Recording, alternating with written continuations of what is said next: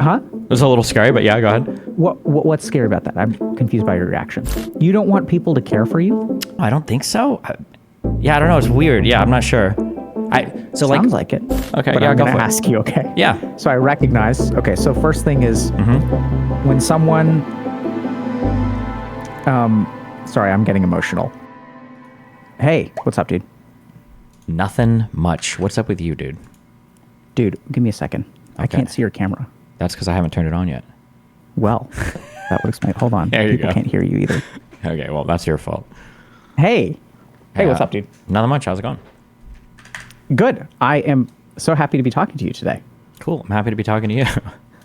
I was just offering a quick disclaimer in chat and was also giving them some history that for the first time, I think we cross-reacted. Uh-huh. Right? So you reacted to something that I said and then I reacted to your reaction without actually engaging you in dialogue. And I think we both recognize the shortcomings of that method, but it's still useful. Yeah, I mean, that's the streamer way, yeah? That is the streamer way. So can you count to 10 for me? I just want to make sure that. Yeah, what's up? My name is Steven. I'm here today to be as non-controversial and friendly as possible. Are you good? Yeah? Yeah, we're good. Are you actually here to be as non-controversial, as friendly as possible? No, I just know that sometimes your audience is a little is a little primed to be hostile against me, so. Yes, so we actually addressed that as well. And so I was explaining that, what we do here is, I think a lot of people will get upset when you have a conversation with someone because it implies that you're not that implies it, it's that you're platforming their beliefs. So you're giving them a space to talk about things. And our approach is always to try to engage in dialogue. And that becomes especially important for people that we don't necessarily agree with. What do you want to talk about today? Anything in particular? No, I guess what have you guys been doing lately? I've been traveling a lot. I've been going on podcasts and stuff. So I think we've been getting more invitations for me to go to places, which I'm sure you're familiar with because I've seen you've been all over the place. And I think we're also trying to figure out so talking to people and creating passive content is a great way to actually help people. We have some indicators that even watching our YouTube channel for a couple of months has some small but noticeable impact on people's mental health in a positive way. But what I'm really working on now, in my own head, is how can we actually support behavioral change and making more of an impact on people's lives. So as opposed to just focusing on growth and having more people watch you, it's okay, for the people that are watching us, what can we do that helps them actually make substantial change in their lives over some amount of time? That's what I'm thinking about. So some of that stuff involves we're doing more and more clinician education. So thinking about, okay, so for some of the problems that we have, one of the biggest challenges that we see with things like technology addiction or pornography addiction is that most clinicians are not trained in this stuff. Sure. So also some of these other non-clinical entities like imposter syndrome, burnout. So there isn't formal training in this. And the default is okay, if you have a problem with imposter syndrome, go see a therapist. But nowhere in, the certification of a therapist and the licensure of a therapist and the curriculum of a therapist are they required to learn about burnout. So we're seeing all kinds of challenges in our school systems, in our mental health professionals. And so we're trying to address those gaps. Gotcha. What do you think? I know you brought up, I think you said porn, gaming, and imposter syndrome. Are these the most common people that you see through your, through your chats, through the coaching and everything you do? Or is there a common set of problems where you see most people have these things? Yeah. I'd say that relationships with technology are probably number one. So whether that's video games, whether that's pornography, whether that's social media. So I think that in all cases, the fact that there's a digital intervention. Yeah.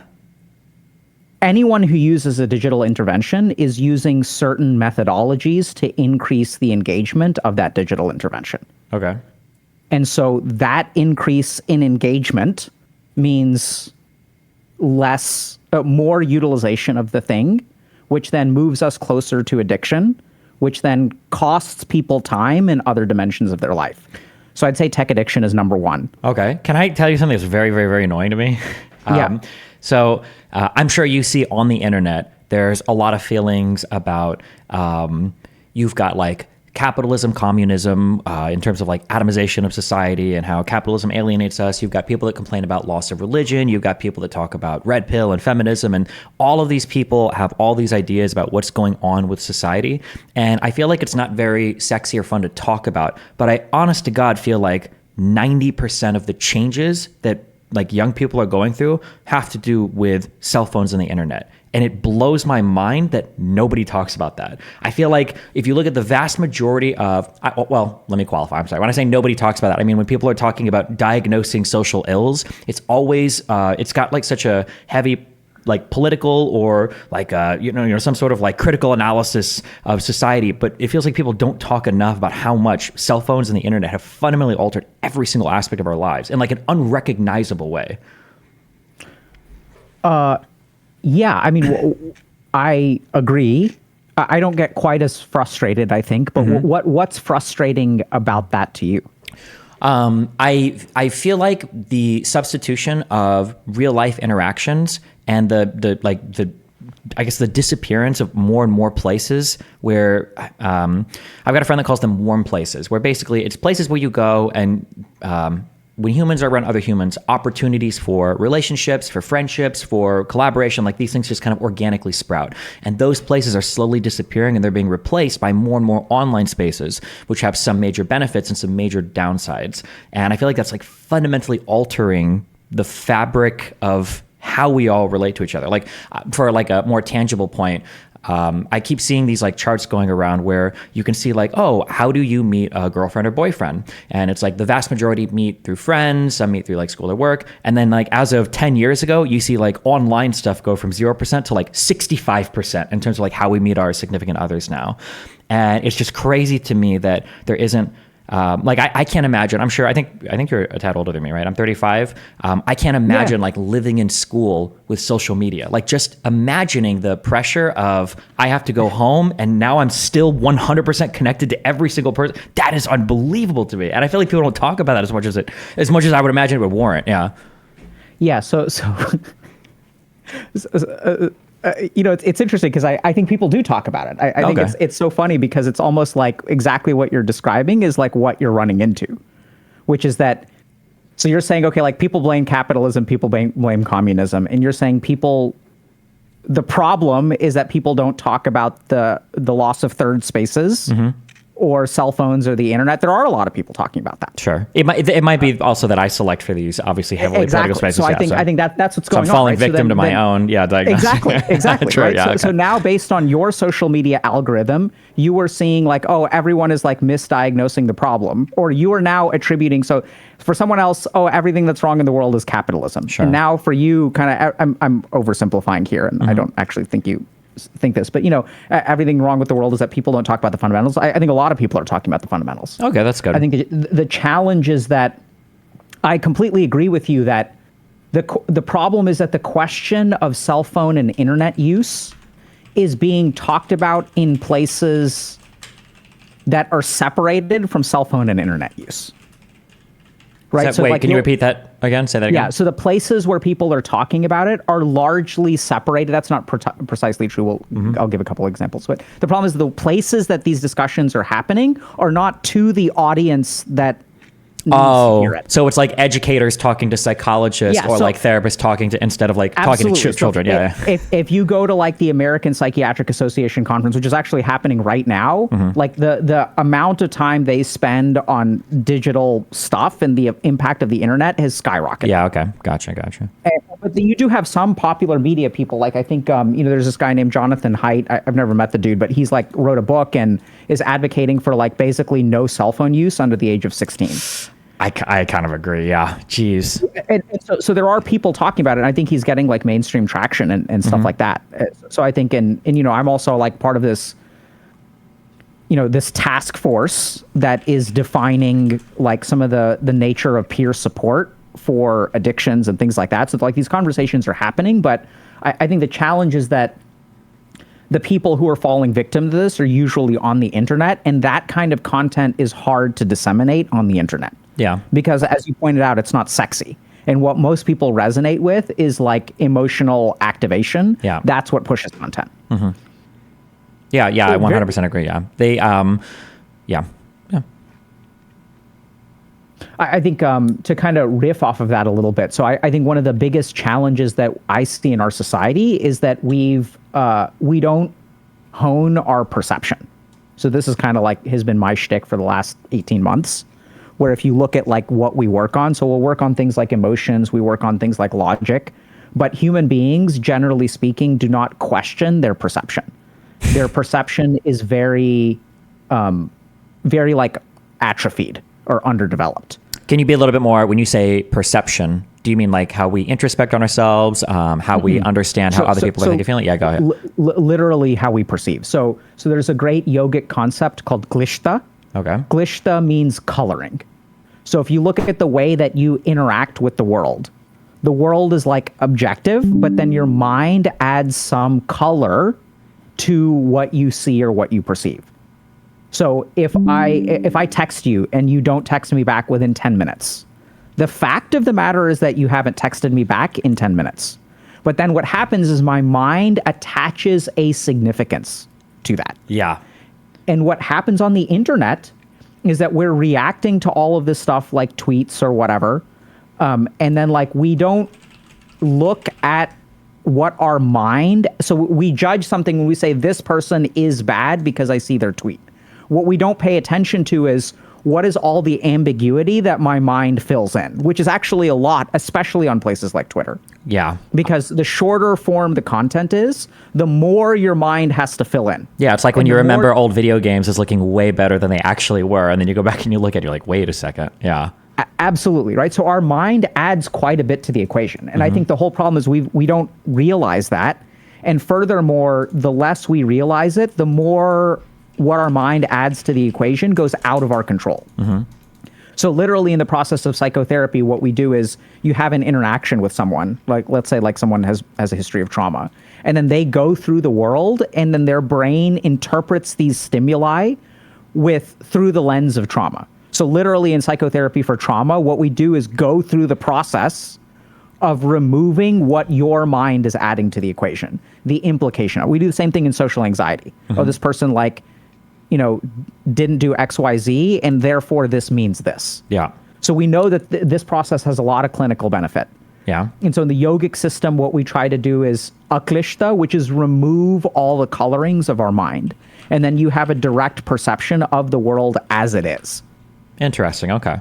The one thing that's very frustrating is I don't like that therapy has such a heavy connotation about treating an illness, when I feel like there are things that we talk about relating to therapy. So you're talking about getting a more accurate perception of the world that everybody should practice, not necessarily accusing you of doing this or anything, but like it's funny because there have been times where I've sat in on friends like doing therapy because they wanted help like reinforcing stuff outside of therapy, and I learned things inside of their therapy session that is like incredibly helpful for me, which I think is interesting. One thing that when you talk about the perception, it's so funny because I think that when you navigate the world in any other discipline, at least from my personal experience, you learn not to ever trust yourself because you know that your mind is an imperfect record keeper. You know that it's impossible for you to keep track of yourself while you're performing yourself. And when you practice things, you're always like recording and watching later. So for instance, if you're practicing music, if a teacher walks by and they catch you practicing without a metronome, he's gonna kill you. Like you're wasting your time. You don't know if you're on time or not. You have to have a metronome going. Or if you are, if you're doing a practice for a speech, you're recording yourself, or you're recording yourself on a recorder and you're playing it back. The idea of like taking videos and then watching later when you can just focus on 100% perceiving what you're doing instead of trying to remember what you're doing and doing it all at the same time is so common in other things. But when it comes to how we interact with loved ones or friends, or when we have social interactions or whatever, we don't like have that same habit of going back to, I guess, like kind of review it. But then we have very strong impressions of exactly what happened. And I've caught myself sometimes going back and reading conversations. Somebody's like, "Oh, you thought I was so mad at you," and I wasn't. And I'm like, "No, you were so." And then I'll go back and I'll read it, and I'll be like, "I'm out of control here. Wait, what's happening?" Yeah, and it's funny. I feel like being able to go back and review prior interactions is actually really insightful, and hopefully makes you a little bit more humble in terms of how well you understand your own behavior, or gives you more insight into it. Yeah, I mean, I would agree that would be incredibly helpful. So we certainly see that in like psychotherapy training. We do that when we're like it's part of our coaching curriculum, is like, things like role play and offering feedback. I wouldn't say that. I don't think the majority of people do that, though. I would actually say that, like, in my experience, the majority of professional work does not have review of your work as a formal process. Sure. So if you look at someone who's like working at some, office that does tax prep, like, I don't think like, I don't think they're going back and like re-auditing the taxes that they've done for their clients to see what could have been improved. I think like dedicated performance improvement is absolutely there for the examples you mentioned, which is like performers, sure, right? So you watch game tape, you do replay analysis, but the majority of people just assume, like, so for medical doctors is like a really good example where we actually don't do this much at all. So there are some situations where we'll do this, like, so we have like a conference called M&M usually. Like, this is in academic medical centers, which is not where most people are. So M&M is morbidity and mortality, and basically every month someone selects a case that didn't go ideally, and then we dig into it and we try to understand what could have been done better. It's usually presented by the person who is the subject of the case. So here's a patient I had, here's what ended up happening, here's what I understood about it, and then people will kind of discuss it. But that kind of like replay analysis is largely absent for most of life. Oh, interesting. I would have imagined that would have carried over, because every field that I've been involved in, like if you go to the gym, people will say record your lifts in case you're messing something up. If you're doing music, you've got to be recording and watching. What percentage of people record their lifts and watch them at the gym? Well, I mean, at the very least, it's like a known expected thing. I guess I wonder how many musicians record themselves playing and listen back to their audition tapes. Yeah, I don't know. I guess I don't know. Maybe I just got lucky. I was in good schools. I don't know. Or good high school. I think that like when you have formal education, sure. But like, so there's studies that show that within 5 years, so there's this assumption that experience leads to improvement. So there are studies that show within the first 2 to 5 years of finishing your medical training, you basically like determine what your rank as a doctor is, and then you stay relatively static. And the difference between the people who are in the top rank and the bottom rank is their method of learning. And so there's an assumption that if you've been practicing medicine for 30 years, you will be better at it than someone who knows less. There's a really great set of studies out of this place called the Martini Clinic, which is a clinic in Germany that focuses entirely, I think, on GI surgery. So they're super, super specialized. People from all over the world come there. And part of the reason that their outcomes are really, really good is because they had, I think the chief of their like GI surgery program had to go through remedial training because he did not meet the metrics that people below him, like he did not meet the metrics. Yeah. So he had to go through it too.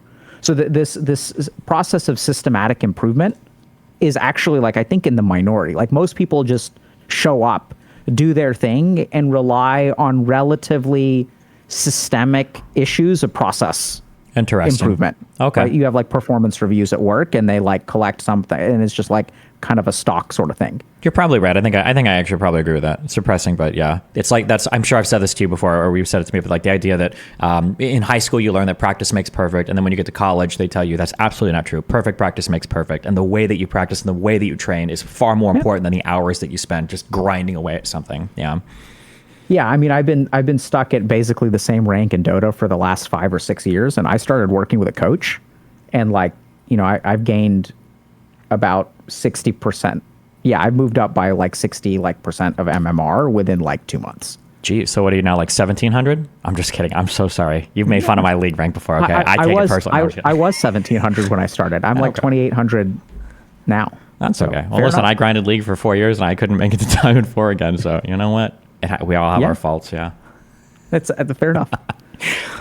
I kind of wish I was back at the 1,700s because then I could dumpster all those noobs finally. Well, now that I know. Or no, sorry, go ahead. Yeah. Yeah. Well, so you asked me what I've been up to. What have you been up to? All sorts of stuff. Yeah, running around, arguing with people, doing everything online. Finally got my little podcast stuff started, so I've got a studio downstairs, and I'm running those shows. And yeah, just climbing and growing and all that good stuff. Yeah. Yeah. What? So Destiny. I've been. Do you prefer Destiny or Steven? Steven's good. Yeah. Okay. So Steven, I've been watching your stuff for years and years and years, and I think we had our first like interaction like 4 years ago or something. And I've noticed that there's been like, despite the fact that you got like removed from certain platforms, it seems like your attraction has grown immensely. How do you understand that change? Like, as in, like, why do I think I'm growing, or? Yeah. Like, what's changed? Because I don't see, in some ways, too much different. In some subtle ways, I see a big difference. But I think that, you've been basically making content for years and years and years. And I've seen what I would perceive or assume to be a different yield on a similar effort.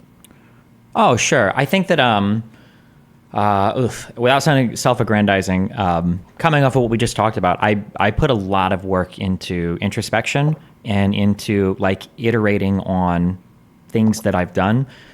So to ground that out, say we're doing like debates or whatever, I spent a lot of time thinking about what are the facts that I need for a debate, and then how do I want to present those facts, and then how do I want to come off afterwards, and then how do I want to respond to responses. Like, these are things that I spent a great deal of time. Like, sometimes I'll be on stream writing out notes for like, okay, well, in this conversation, I think I want to be more aggressive and I really want to focus on this thing, and I'm not going to let this person get away with this point. And I put a lot of work into reviewing, looking at reactions and responses to things, and then adjusting my behavior based on that. And I think I've been streaming for like 15 years now, and then doing politics maybe for 8 years. Like, I've kind of seen what works. I've seen what doesn't work. I've got a lot of experience, so I can see kind of like, I can pull back and see kind of like the ups and downs and stuff. I can see the mistakes that other people make. And then, yeah, I think it's just been kind of like slowly reiterating through that process over and over again. And that's kind of where I'm at now. Yeah. Okay. That's interesting. When did you start this process of, like, let's say, call it replay analysis? Probably, I don't know, 2011, because my background is I played, StarCraft 2 professionally, semi-professionally, whatever.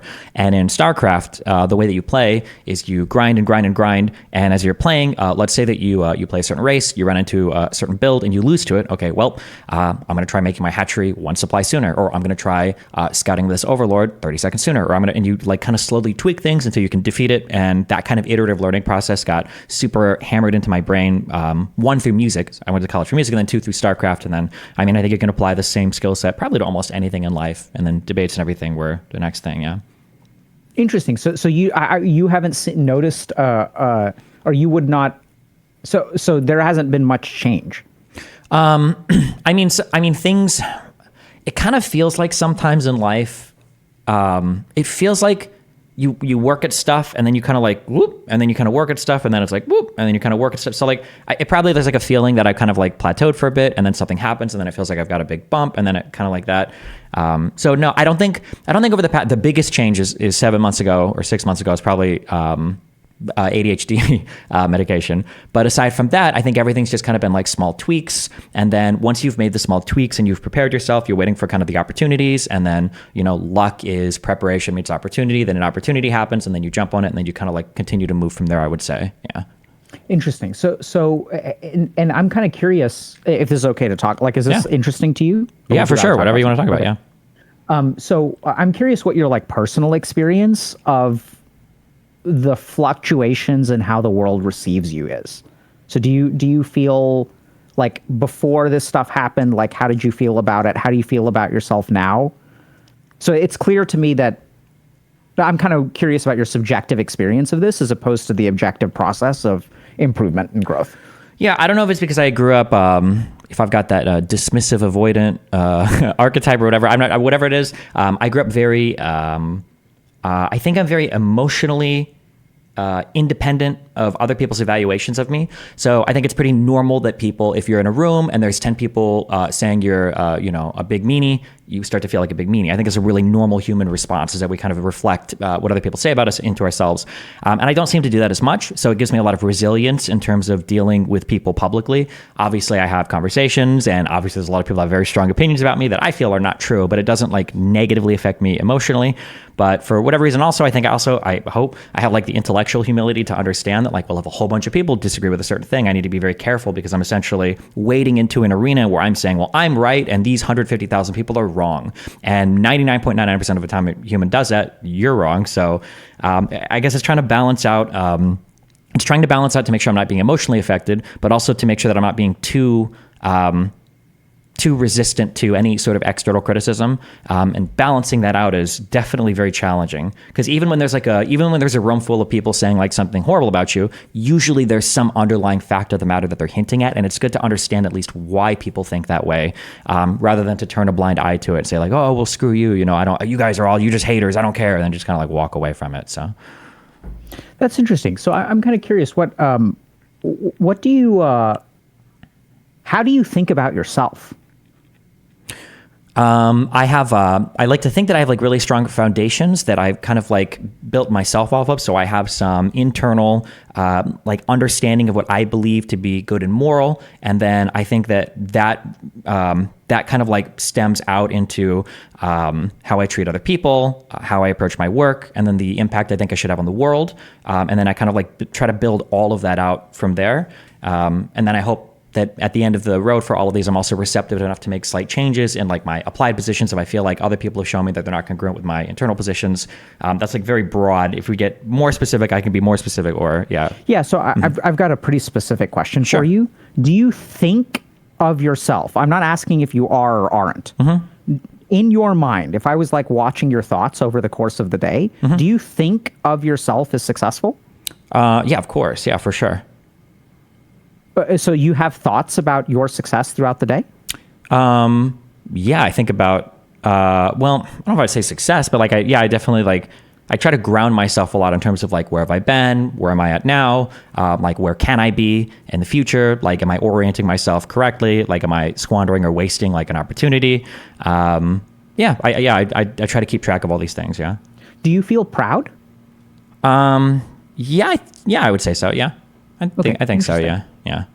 There's always like everything is like, everything has to be in moderation. Like if I don't want to like imposter syndrome myself and I'm like, oh no, I should be doing everything so much better. But I also don't want to be like, resting on my laurels and be like, I've done so well. Like I can basically just coast from here on out. So yeah, there's like an idealized version of myself that I'm kind of aiming for. I'm really happy with where I'm at. I understand I could be doing better. So I keep kind of like striving for that higher thing, I guess. Yeah. Yeah, it's so interesting because as I hear you talking about stuff, I actually think about like this idea of perception that I mentioned earlier. And it seems like you don't have much glishta. So like as I hear about your thoughts, I hear a lot of like receiving what signals are there and also being very careful about what you cultivate within your mind. Sure. So like really intentionally cultivating a balance between pride and humility. I don't hear you running away from either one. Yeah. I don't know. We might end up agreeing with did you pronounce it glishta? Glishta. Klishta. Okay, klishta. We might agree. The wording that you use though is a long time ago. I would say like probably 5 or 6 years ago. I kind of like set out to rid myself of all biases and misperceptions. But I think over the past like 4 or 5 years, I kind of have a different approach where I think what I say instead is that like I think that everybody probably has some built-in biases. So I just try my best to find them rather than to trick myself or delude myself to think I don't have them. One really tangible example might be let's say that I want to watch a video and I'm researching on topic X and I'm listening to commentators A and B talk about it. I might know that I really don't like commentator A. I hate this guy and I'm so primed to disagree with anything he says. I might write a physical note at the top of my document saying that so that when I'm watching the show and they're talking about the topic, maybe A says something. He's like, well, I think that 2 + 2 = 4. And I might immediately go, I don't even know if that's true here. And then I have to stop and remember, okay, I really don't like this guy. 2 + 2 is probably 4. I need to be aware of, and keep track of like these negative thoughts I have about this person because they might actually influence other things I'm thinking about, and that would be not good. So I don't know if that maps onto your concept or it's like a little bit of a different direction. But I think I think it maps on beautifully. So the really interesting thing is that a lot of people will ask me questions about how do I fix this thing? What do I do? So one of the big challenges that I have is if you look at some of this yogic literature on Klishta, so ridding yourself of biases is not how you rid yourself of biases. Okay. So the yogis actually say that the way to rid yourself of biases is not to actually remove it, but just to notice it. Okay. Yeah. Okay. Cool. Noticing and awareness is sufficient for digestion, metabolism, or removal. And this is what's so confusing is that a lot of people like on the internet have difficulty with that concept because our society is so oriented towards doing instead of noticing or increasing awareness that, basically the people who will will buy into that are people who have enough trust in what I say. But the concept of like noticing is sufficient to fix a problem is very alien to a lot of people. Sure. Because their experience of it is that it requires a struggle to fix.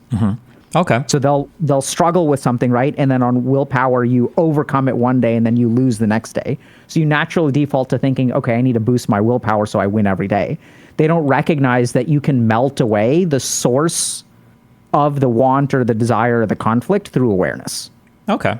It kind of reminds. I'm using a lot of music examples here. Sorry, but it kind of reminds me of when you go to college for music and you're studying like formally how to analyze a piece, and you're writing down like, well, what am I listening to? What am I hearing? And you're trying to analyze it. Sometimes in the course of your analysis, because every chord you analyze comes after the last one, at some point you're writing very, very, very weird stuff, and it doesn't really make sense anymore. And if you've got a good teacher, usually instead of like looking at the paper and making sure every single thing is correct and what's going on, the teacher will tell you, well, hold on, put your pen down or pencil down. It should be a pencil. Take a step back, close your eyes and listen to it. And what do you actually hear? And when you take a step back and you listen to it, you're like, oh, this is like this is an authentic cadence. Oh, this was there was a modulation like 3 measures ago, obviously. And when you actually take a step back and you're just take a minute to listen to it instead of like over trying to analyze like every little thing, you're like, oh, I totally perceive this thing now. It's so obvious when I just put the pencil down and think for a moment and listen and perceive instead of just trying to constantly write everything up. Yeah. Yeah, it's so interesting because I think that too is like very common where people will think, so what I'm hearing is that listening and perceiving gives you answers even more so than like logical approaches or analysis in some situations. We're not saying it's a little bit, yeah. And that's some, or the really important thing I was going to say there is that like at the end of the day, whatever logical process you're involved in, you have to remember that you're not a machine. Nothing in the human body works. Your brain doesn't. Remember, nothing works like a machine, and everything has to be translatable to your human experiences at the end of the day. So you can have the most beautifully written piece of music, but if it sounds bad, it sounds bad. And sometimes people get lost, I think, in like the analysis and the writing and the logic and the rationale. It's like, well, what does this sound like or feel like at the end of the day to you? Because really, that's the most important thing, in my opinion. Yeah, that's.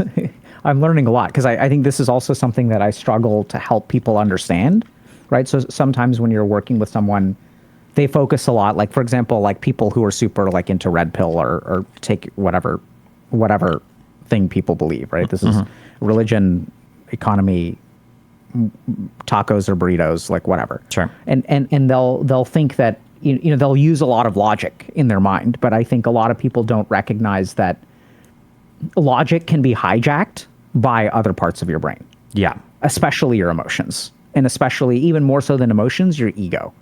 So when your ego becomes active, the problem isn't that you're illogical. The problem is that you're selectively logical. Yeah, absolutely. Yeah. So you laughed. What, something coming to mind? There's just, do you have any poker history or background or whatever? No. I mean, I know how to play the game, but sure. If you know a lot of math for poker, there's like, you can do like implied odds. You can make really stupid decisions, but you could find ways to mathematically justify it. Like ordinarily this would be a really bad call, but if I hit my hand, the implied odds and the fact that I know this guy's going to go blah, blah, you can start to justify crazy things. And logically it kind of makes sense on paper, but if you take a step back, you're like, okay, hold on. How often is this actually going to happen? What are you doing right now? Like, yeah, you can find yourself justifying insanely stupid things, and logically it kind of makes sense, but I 100% understand what you're saying. Yeah. Yeah, I see that a lot in addictions. Where if you look at the brain of someone who's like addicted, I don't know, my brain isn't really fair, but if you look at the thinking of someone who is addictive, I kind of use this term addicted brain. So like your addicted brain will like convince you. It'll use some weird permutations of logic to just get what it needs. Like it wants that substance, for substances especially. I find this to be more potent for substances than behavioral addictions or even tech addiction. But it'll like, justify all kinds of like thinking in order to get what it wants. Yeah. One thing that I found is this happens with eating and it happens with gym, where if you, oh my God, you can wake up and there can be so many good reasons to eat poorly, to not work out. There are a billion reasons. And sometimes what I used to do that I found kind of helpful was like after I would do a thing, I would like write a note in my phone. Am I allowed to swear here? I think so. Yeah. The note would say something along the lines of like, you just finished working out. You didn't want to do it. Do it right now, you fucking moron. Okay. And every now and then I'm like, okay, well, it's 11:30. I got to stream at 1. Like, I've only got like, do I kind of really, and sometimes I like open and I was like, okay, well, how did I feel the last time I did this? Like, you've never, it's like the age old saying of like, there has never been a time in all of human history where a person went to the gym when they weren't really feeling like it. And then they came home thinking like, wow, I really shouldn't have went to the gym. You always feel better doing it. Same thing with eating healthy or any other thing. But if the logical process is prior to doing a thing, yeah, you can find so many reasons not to do a particular thing. Yeah. Yeah, so that's so interesting because I just filmed a lecture about this, but like there's this super cool concept from neuroscience called intentional binding. So I don't know if you're familiar with some of the. I've been looking a lot into like biological determinism recently. Okay, that's kind of scary. Yeah. Huh? It's a little scary, but yeah, go ahead. What's scary about that? I'm confused by your reaction. Oh, sorry. Philosophically, biological determinism sounds like it could have a lot of scary crossovers with other things that people don't like to talk about, with the idea that your biology heavily predisposes you towards like preordained paths through time and space that are scary, and a lot of people. Yeah, that's. I don't know if you're. Yeah, I don't know if you're familiar with like Robert Sapolsky's work. But, yes, I've watched the whole. Yes, very, very cool lecture. Right. Yes. So a lot of prominent neuroscientists are big into biological reductionism. Anyway, so I was looking into biological reductionism and trying to understand it. Yeah. So I dug into a lot of neuroscience, and I was looking at some of these experiments that they actually talk about. Where like you can sort of look at blood flow in the brain, and you can predict with greater than random chance which. Like if there's a button and I can press it with my right hand or my left hand, and I ask someone, tell us when you decide which hand you're going to use. So before you press the button, you have to say, okay, I've decided I'm going to press it with my right hand, or I've decided I'm going to press it with my left hand. And what they've found is that they can actually predict based on blood flow of the brain in the brain, which hand you're going to use before you're even aware of it. So people will use these kinds of studies as arguments for the support of biological determinism. Sure. The really interesting thing is, as I looked into it, I like stumbled upon some really like revolutionary research about something called intentional binding, which is what results in the repeat of an action. And the crazy thing about this is that we'll say like, okay, like we think that our actions are determined by the outcomes. So the reward that we get from our action is very deterministic as to whether we do it or not, right? So like if I do something and I get a reward, I'll do it again. If I don't do something and I don't get a reward, I won't do it. That's the common understanding. Really interesting thing is if you look at the science of intentional binding, there are a few things that will increase the likelihood of repeating your action, even if the action doesn't work out. The really interesting thing is that this will increase the likelihood that you repeat the action irrespective of the reward. So people have done rewards where studies where there's zero reward or there's no difference in the reward depending on how you act. And one of them is literally reflecting after you complete the action. So even if you went to the gym and you say to yourself, this was awful, I never want to do it again, your likelihood to go to the gym will actually increase. Simply the act of reflection afterward improves the likelihood of behavior. Okay. Yeah, that's to go back to the poker thing. There are times when you have to kind of in poker you have to completely divorce yourself. Truly, this is true of all of life. You should technically always divorce yourself from the results of a given thing, because what you really want to say is every analysis that you do of any particular thing is always perspective. We can never retrospectively analyze a decision we have to make in the future. And sometimes you'll make a bad decision, but you'll get rewarded for it, and that will increase the likelihood of making that bad decision in the future. Really common example of this is DUI, or not DUI. Just not getting caught, but just driving drunk. Yeah. People will do it, and you don't get in an accident. So you kind of think in the future, like, oh, okay, yeah, I think we can do this. And because they didn't get the negative outcome from the driving drunk once, and the result was good, they got home, they didn't have to pay for a cab. They're like, oh, okay, I'll do this again. And the same thing happens in poker, where you might play a hand really stupidly, but you get saved because of the last card that falls in the river. And you're like, okay, yeah, you know what? Actually, I think I will do this. This is good. Or you make a really good decision, but then they get really lucky. You're like, oh, I'm never going to do this again. I'll never play aces. People say things like that. Yeah, you have to divorce the results, which feels very inhuman. It's not what we normally do. Usually we're very results oriented, but you really have to completely divorce the results when you're trying to figure out if you made a good or bad decision. That can be really, really difficult for people to do. So that's a big aspect of certain spiritual beliefs from like Eastern. When I say Eastern, I mean primarily Hindu and Buddhist traditions. Mm-hmm. And then that's also something that we work really hard to train out of ourselves in medicine. So right? Because like you can give someone the right treatment and they can die. Yeah. But you don't want to. So there are lots of studies that show that overcorrecting for mistakes in the practice of medicine can result in bad outcomes over time. There's a very important bias where, if you do something and like someone has a heart attack, like that doesn't mean that you made a mistake. Yeah. But in the brain of a physician, we will weight that thing as more negative than it really deserves to be, which is part of what we do in this M&M conference, which is like, you sit down and you talk through things, and this thing happened bad, but it doesn't mean, just because something bad happened doesn't mean that you made a mistake. Yeah. We also see that in gaming. I mean, that's why I was, 1,000 MMR for so long. Yeah, I would lose so many games, and it wasn't my mistake. It was the mistakes of my teammates every single time. I see this a lot, especially with like win more strategies.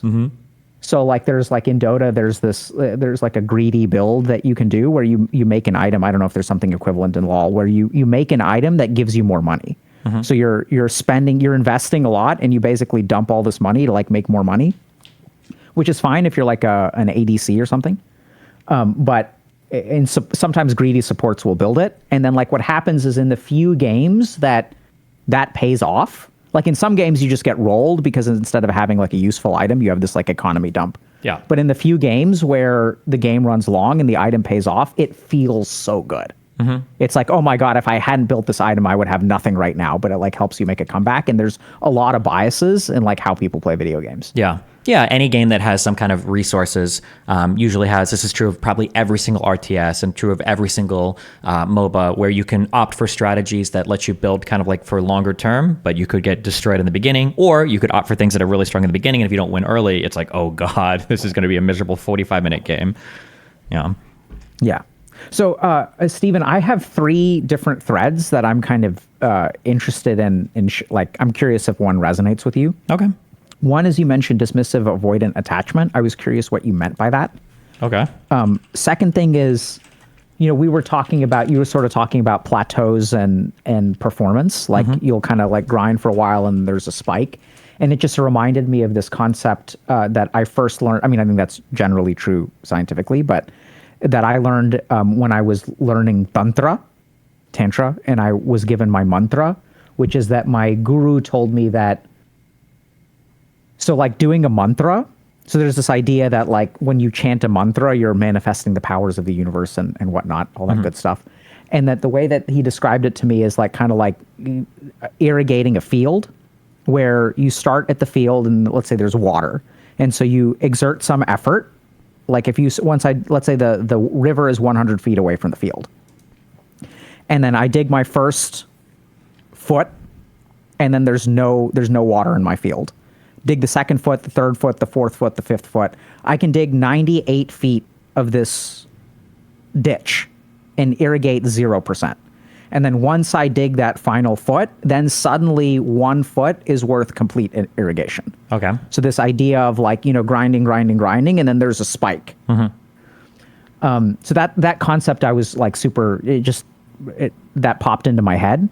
And then the third thing was I was really curious about, I got excited about your like the philosophical implications of biological determinism, because it sounds like you've looked into that. I'm just curious what you think. Do any of these, and if you've got other stuff you want to talk about, I'm more than happy to. Those are just the 3 things that I got curious about as we've been talking. Yeah, I mean, we can run down any of these 3, all 3, whatever you want to do. Yeah. What do you want to do? Yeah, we can. I like talking to you, so I'd talk about all 3 of them. We can go. Okay. We can go backwards to forwards, because I think that would probably be shortest topics to longest topics, maybe.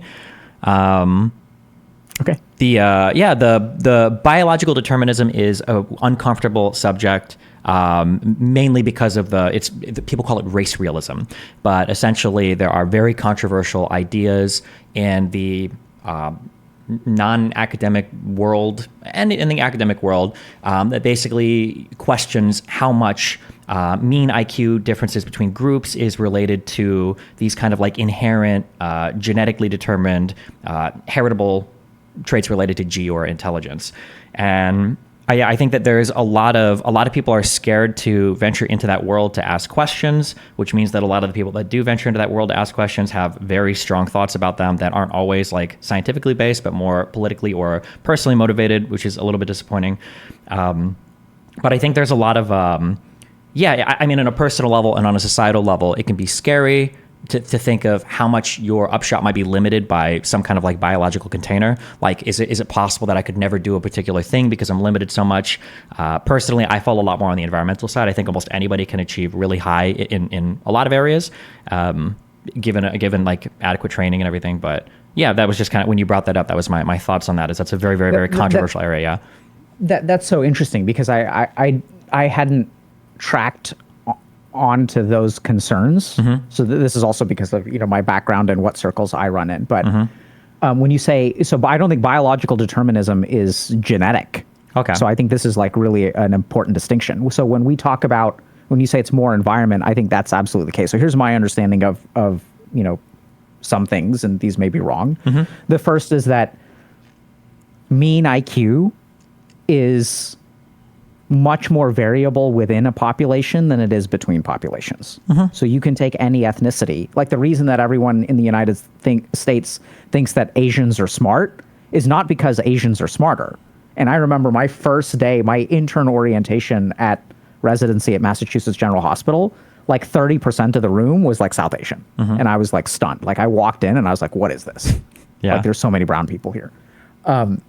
And what it is it's a selection bias. So there's like a billion people in India, and the ones that ended up emigrating to the United States are people who have a certain, like, not even IQ, but they have a certain like professional capability. There's a huge selection bias. And I think we have tons of studies that show that one race is not smarter than another race, or one ethnicity is not smarter than the inter-ethnic variation far outweighs the intra-ethnic variation far outweighs the inter-ethnic variation. Second thing is that biological determinism, I don't think, is talking about primarily genetics. I think what their point is that if you look at human behavior can be tracked back to neuronal activity. And neuronal activity, never mind. Okay, hold on. I just completely understood. When you're talking about biological determinism, you're almost like wrestling with this kind of like dualist thought of or like, how do we trace where human behavior comes from? Does it originate in some other place, like a soul or an abstract conscious or whatever? Yeah. Or is it, okay. Now, when I think determinism, I think of like path. So like, are you a hard determinist? Are you a soft determinist? I'm thinking like philosophically on that path. And when you say biological determinism, I'm thinking like a deterministic path from birth based on biological characteristics. No. Okay, forget that. I understand. I gotcha. You can make that argument sort of, but I think that like what we're talking about here is that like, so let's say like you look at someone who commits a crime. So there are philosophical implications, because like if you look at that moment where they commit the crime, their neurons are activating in a certain way. Do they really have the exercise of choice, right? So this is where like, does choice exist? And if you say that choice, what is the manifestation of choice? Is there some consciousness, or is choice simply another part of your brain where neurons are undergoing action potentials? Because those neurons undergoing action potentials are also somewhat deterministic. There's some randomness to it, but it's not like the person controls the randomness. Basically, you have a bunch of like sodium and potassium ions that are floating around between two cells. And if enough sodium ions touch and not enough potassium ions, and there's a balance between the two, if the balance tips a certain way, the neuron will activate. If the neuron activates, then it'll cascade down to these things. And so does a human being really have control over their actions, or is the control of their actions an illusion? That is actually still, and then this is where environment shapes all of those biological things, absolutely. Yeah. Okay. So it sounds like it was a lot of what you reacted to was a different understanding of the term, which I think could be fair, because maybe I'm using the wrong one. I don't know. No, it's fine. I understand what you're saying. Yeah. Okay. Second thing was plateaus and breaking through plateaus. Yeah.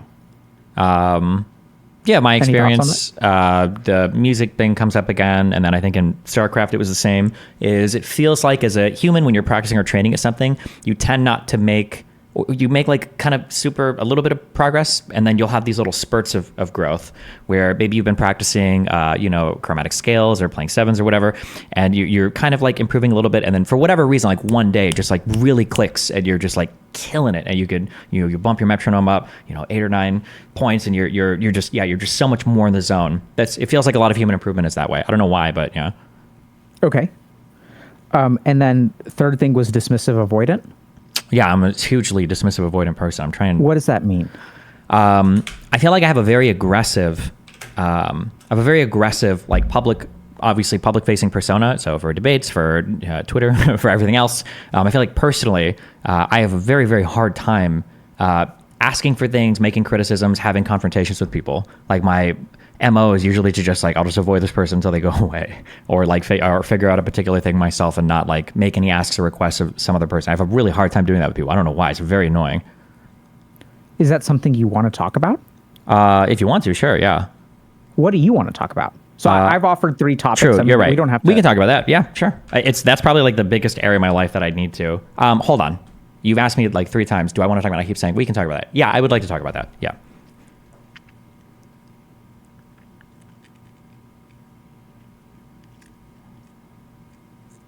Can I think for a second? Yeah.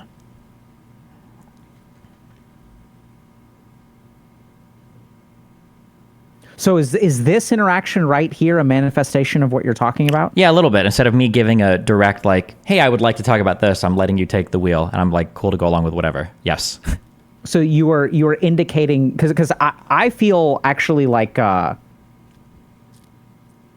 so yeah, so much. I mean, so I think let's talk about it. But if I can share just my experience of this. So first thing is you said like let's talk about these in reverse order because, like the earlier one will take longer. I was confused by that because I was actually assuming the opposite. Oh. That dismissive avoidant would be a quick conversation, like and then we would like get into this deep philosophical discussion about biological determinism that would last an hour. Oh, well, the other 2 are easier one. This is a huge personal problem I have in my life that I think I've had probably for my entire life. So it's the thing that impacts me the most right now. Yeah. Yeah. And then the second thing was I wasn't quite sure, like, I was a little bit confused about the direction, but now I think I understand because I was feeling like I have to give you options of things to talking about, and it felt very strange because usually our conversation doesn't go into like this kind of stuff. So, yeah. So it sounds like you, and why do you think this is dismissive, avoidant attachment? Oh, I don't know. I've read through some of the attachment styles, and I just kind of like meme on that one. I don't actually know which one it would map onto, if it would be insecure, or whatever. I have no idea. So it sounds like you have difficulty with confrontation in real life, asking for help. Yeah, those 2 things. Yeah. Well, not you said the confrontation is more specific. Like I have no problems like fighting with people. I just have problems asking for things or giving expectations on things is very difficult for me. Yeah. What do you mean by expectations? Like if I feel like somebody is like failing to do a certain thing, or if I feel like somebody's like treating me kind of poorly, I have a really hard time like making a request like, hey, chill, like establishing boundaries, like stuff like that. What makes that hard for you? Man, I don't know. I've thought about it a lot. It feels like it comes from a place of insecurity, because that would be my default assumption is like, okay, well, you don't want to ask a person this because you think they'll say no. But it doesn't really make sense. And I don't necessarily think it does. I don't feel insecure about the friends that I have. So then I was thinking maybe it comes from a place of independence, and that like, well, I feel like I'd rather just do this myself, but you can't do everything yourself. So that's not very like reasonable. Then I wondered if maybe it comes from a place of like unreliability. Like I feel like if I do ask somebody for another thing, that it's not, I'm not sure. Yeah, I don't know. I truly don't know. I bounce between a lot of these things sometimes, and I don't know 100% why. Because it seems like a really easy, stupid thing to figure out. Yeah. Yeah. So I want to say that there is potentially an easy thing that we can learn about how the mind functions that maybe would actually help you quite a bit. But okay. Let me. I have an idea, or I guess I can say it now. So I think that I see this a lot with people who are actually highly intelligent and have like done a lot of self-development work, where you're looking for a answer, but I think it's an issue of state, not trait. So like here's what I'm envisioning, right? So you're like looking at yourself, oh, like so if I have difficulty asking for help or like setting boundaries, like that. Many people that involves insecurity, right? Yeah. And so then you look in yourself and you're like, am I insecure? And you're like, well, no, I'm not insecure. Right? So then it's confusing. Like, that's not the answer.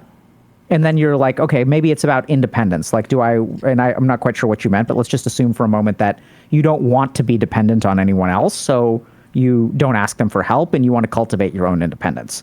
But you're relatively independent. So it's like, am I a dependent human being? No. So then it's like kind of confusing, right? Because you'll come up with hypotheses, you'll do a logical analysis, and then you find that that hypothesis doesn't really track. Would you say that that is a faithful representation of your exploration of this? Yeah, to some extent. I mean, obviously, I try to think of it like multi-factor. Like, well, maybe it's different for some people, or maybe, or maybe there's like a combination of things. But I really, it doesn't get me any closer. It's more the same thing you're saying, but I might think of like two things at a time, or maybe it's a combination of things, but I still don't. Yeah. No. But see, the point there is that you're thinking that there is a static answer instead of fluctuations within the mind. So insecurity, when you describe it, it sounds like a static quantity. Okay. Like you play D&D, right? Yeah. So it's like you have an insecurity stat. It's like it's a static number that does not fluctuate. So in my experience of like really understanding the mind, a lot of what confuses people is that they don't occupy the same mind the whole time. The mind itself changes. And then an insecurity will be dormant and then will arise and then will go dormant again. So you can look at your average security and you can say, oh, like this person is very secure with themselves. And it kind of makes sense, right? You can take someone who's very, very confident and stuff like that, and you can stick them in the one situation where like their insecurity is exposed, and then like they feel super insecure. Okay. That makes a lot of sense. I'm aware of this in other areas. When people talk to me about like, do you think I should be a streamer or a YouTuber or whatever? Usually my go-to is make sure that when you evaluate this particular thing, you keep in mind that when you're evaluating it, usually you evaluate it from a very happy state, but you need to think of like, if you're miserable or depressed or upset, you also have to be ready to function in that state too. So I guess, yeah, I'm aware conceptually of this, but I guess I don't really apply it to myself as much. So yeah, that's a good point. Yeah. So let's, you want to tunnel down further? Yeah, sure. Okay. So let's talk about our interaction. Okay. So when I asked you, what do you want to talk about? You kind of keep saying whatever I want to talk about. Do you have a sense of what's going on in you internally when you say that? Yeah, I don't know why. I feel like I feel like I have a sense of like wasting your time, I guess. Which seems kind of stupid. Yeah. That's so like going from shortest topic to longest topic means that we can cover the most ground basically. So we can get through at least this and that if you want to. Yeah. I guess maybe that's like the internal sense or whatever. Yeah. So wasting my time. So how do you feel about me? Like in general or specific to that or? Yeah. Like what comes up when I ask you that question? The first thing, I think you're one of the best conversationalists I've ever seen. I think I've told you that privately and I've said that a lot publicly. I think you're really good. At the Sneeko conversation was really, really well done. You're probably the best. One of my favorites. Yeah, it was an amazing conversation to see you take somebody who's so hostile and in like 2 minutes you're like just so on their side and I don't even think they realize. Yeah, it's just very, very, very good at that. Yeah. Okay. I also think I think you're very genuine. I've never heard or seen or witnessed anything different. So I think there's another issue that I have is that rationally, if I'm exploring a topic. Maybe it's a lack of trust. If I ask you to talk about something that you don't want to talk about or that you feel like would be a waste of time, I think you would say it. Rationally, I know that, but I guess emotionally, I don't feel that way. Maybe I have an issue with feeling like other people might just be humoring me. Yeah. Does that make sense? Is this a common experience? So this is a common experience you have with other people, right? Yeah, I think I'm usually like socially, I think I'm a big people pleaser. Like I'm very good at like kind of orienting things in directions that make other people happy or that people enjoy. So conversationally or socially, yeah, I'm very good at that. But then I have a harder time staring in my direction, yeah, or I just don't. I do this with caution. Mm-hmm. So I noticed that talking to you felt different today. Okay. Like I didn't feel like until now we were actually like had a good flow. It felt like the questions we covered a lot of topics. We were like boom, boom, boom, boom, boom, boom, boom. It's like, let's have it like, let's talk about this, let's talk about this, let's talk about this, let's talk about this. So it felt to me like there was some kind of other layer as opposed to like in the past, we'll just like kind of vibe. And I hadn't felt that. And I please don't take that as a criticism. Okay. But I think this is maybe what we were kind of stumbling into. Because I do, and maybe it was the same in the past, but I felt like I was dealing with some kind of internal objective in your mind in our conversation. Okay. That I couldn't tease apart. And And so what's your understanding of why you're a people pleaser? I don't know. I mean, it's incredibly beneficial. Hopefully in a non-manipulative way. Like, I think people that spend a lot of time talking to me personally, I think I do really, really well in almost all social interactions. I have since like a pretty early age, at least from high school and onwards, where I've really thought about social interactions. So it seems to have like well, I guess as all maladaptive behavior do. In some regards, it has a lot of benefits to it. And that I feel like I can talk to a really huge variety of people and leave a very positive impression in most people's minds. When did you learn that that's important? Around high school, for sure. Can you tell me about high school? I don't know. It's hard to imagine. But I feel like the way that I process interactions and emotions is like is a little bit off, or sometimes non-existent. It's hard to tell. But I noticed in probably early high school that the way that I talk to people, or the way that I prefer to be communicated with, is not the way that other people prefer to be communicated with. So there would be how to have warm conversations, how to pay attention to somebody, how to use somebody's name in a conversation, how to remember certain details and like bring them up, and for caring about people and all these are like a lot of things that I had to focus and think about and learn, because for me they meant absolutely nothing, and usually they were irritating or I didn't like them, but for other people they were really important. So I think I started to track a lot of that more in early high school and then onwards for social interactions. That sounds really sociopathic. I hope that made sense. Sorry. I think it made a lot of sense. Okay, gotcha. That didn't sound sociopathic to me at all. Okay, that's good. All right. I tried to talk to a high school teacher about this, and that's what he told me. And I was like, okay, never mind. Yeah. Your high school teacher told you that's sociopathic? Or he felt that it was something that I would grow out of, and it just seemed very weird. Like I remember one of my biggest complaints growing up was like the idea of I lived with my grandma when I was 16 and onwards, and the idea of like her staying up and waiting for me was literally the most irritating thing in the entire world. And I tried to explain that like the idea of having somebody waiting for me to come back, like just go to sleep, whether I'm dead or not, it's not gonna make a difference if you stay up or not. And the fact that you're just waiting on me is driving me crazy. And I think I explained that concept, and he was like, oh, well, that seems like a very insensitive thing to say, and most people would appreciate that, and blah. And I was like, okay, whatever, yeah. Tough to imagine, but easy to remember. Tough to imagine. In high school. Oh, yeah. I asked you about high school, and you said that sounds. It's tough to imagine, but I mean that's so interesting. Like, what do you remember? What irritated you about your grandmother staying up for you? What irritated me, man? What? I think I'm just a very, very, very, very, very independent person. Like, I just want to be, it's funny, I guess, because it's kind of manifested in my streamer life to where when I started to become popular as a streamer, social events and cons and stuff were very stressful, because I'd be getting messages. It was like, oh, everybody's waiting for you and blah, blah, blah. And it's like, holy shit. Like, I guess it's manifested in relationships as well, where I don't want to feel like a sole source of entertainment or whatever for a person. So for cons, I would start telling people like, listen, if I show up, okay, it'll just be a happy accident and we'll all have fun, but don't rely on me. I'm not going to be anywhere. I'm not making plans. Who knows if I'll show up or not.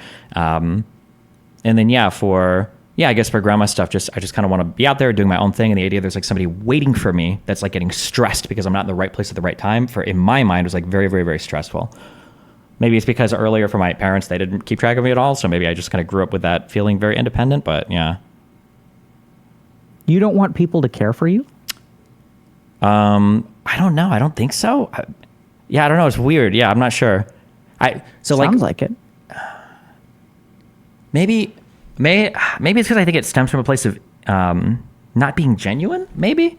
So growing up, I started to choose things to do because I really liked doing them, and I didn't need my parents to like sign off on things. So, for instance, for band, so music was a big part of my life in high school, and I think I think it was just my dad, I think was left, might have showed up at one concert, and I was irritated when he showed up, because I was like, why are you even here? I don't think you even care about this. Like, I don't need you to be here to like come and like clap for me or whatever. Like, I'm doing this because I like to do it, and I don't need you here to like be here one time to show that you're just like, like that, like just the idea of that, just drove me crazy. But I don't know why. I don't know if that's very rational or not, or if that's just like kind of part of my. How often would your dad come and clap for you? Very rarely. But they were my parents worked, and there was a lot of stuff going on there. So how do you understand, what is the advantage? Damn it, Destiny. What? Damn it, Steven. Nothing. We're getting in. What's the advantage to? What do you think the child gains by not needing their parent to clap for them? You want just the pros? You want the pros and the cons?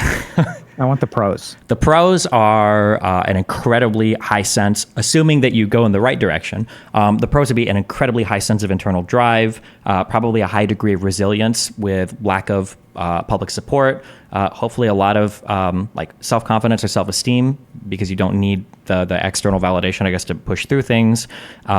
Probably ability to pursue projects like on your own or with more responsibility yourself. These are things I hope. Yeah, I think, yeah. Okay, so I'm going to add one more to the list. Oh boy. The answer that I was looking for. Oh, which shit. is that if you don't need him to clap for you, if you don't need him to clap for you that one day, that also means it doesn't hurt when he doesn't show up the other 9. Yeah. Right? So like all this internal drive and becoming a better person and independent, like I think that's actually down, like that's like further down that's distal to second, third order. Yeah, sure. Yeah. Mm-hmm. Right. So I think those are, I can see how those adaptations like that strive for independence, but basically it's like, if I don't feel good when you say yay, I don't feel bad when you say nay. Correct. Right? Yeah. And so I think it's like protecting yourself from hurt by not caring about other people, because if you care about other people, like then they can hurt you. Yeah, possibly. Yeah. Although it seems like at this point, I feel like kind of insulated from that ever being the case. But maybe because there's not like enough of an... Except when you're asking for help in your relationships, setting boundaries, and that's what I think is confusing about it. Oh, sure. So now, okay, yeah. Right. So this is the whole thing, is like you've grown into a grown Stephen who is confident, independent, and capable. And within you, there's a 15-year-old Stephen who's not. And the analogy that I used with one of my patients is, so one of my patients was very successful in the field of finance. And they were at one of the top firms, and they were doing very well by all objective standards. But every once in a while, they would like really struggle to like feel confident. We were trying to figure out where that comes from. And the analogy that we came up with is that there's a bumbling idiot that's in the basement. This is like a dumbass that you keep trapped down there, like you don't let him out. And every once in a while, like he'll sneak out of the basement and he's like in your house and he's bumbling around and he's an idiot. And that's kind of what would happen in his mind, is that this old thing would come up and like control the way that he perceives the world, control the way that he feels. And he hated this person so much. So he tried to keep him locked in the basement as much as possible. Okay. Does that resonate with you at all? No, but I feel like, I guess... the biggest worry I have is that if you have somebody locked in the basement, maybe you don't know it. Maybe you drown the sound out. I spend a great deal of time, or try to, like going through the ways that I relate to people or the ways that I associate with people. And it's really hard to pick out sometimes, like, is this a maladaptive behavior that I need to change? Or is this a behavior that is just like serving me so well in life that I shouldn't change it? Or, yeah. I think we might have even had a conversation almost related to this like a few years ago, where like I've kind of tried to change something and I kind of like, no, I don't think so. Yeah, it's hard. Yeah, it's hard to figure out what should change or shouldn't. Yeah, so I think that's not how this is going to... So I think this is a great conversation, because that's how a lot of people approach these problems, right? It's like, is this good or is this bad on balance? I don't think that's the right angle. Okay. So I don't think it should change or shouldn't change. I think it will change if you work on it. It'll disappear. Is that a good thing for your life or a bad thing for your life? I think on balance, it will lead to more peace. And I would say also, if you look at like an RCT of 10,000 people, it'll lead to performance improvement in most of them. In your case, I'm not sure, because this oftentimes in very successful people, they have these kinds of psychological drivers that are internally painful, but lead to external success. Yeah. But I don't think I've ever worked with someone who has regretted improving this, even though it costs them some amount of drive. And what I actually find is that the drive doesn't really deplete. It just comes from a different place and is almost always healthier. Like I said, I can't think of a single case of someone who is like, I wish I still had this, whatever it is. So I would use the Sanskrit term samskar. Okay. which is like a ball of undigested emotional energy that lies like dormant in your mind. So yeah, any thoughts?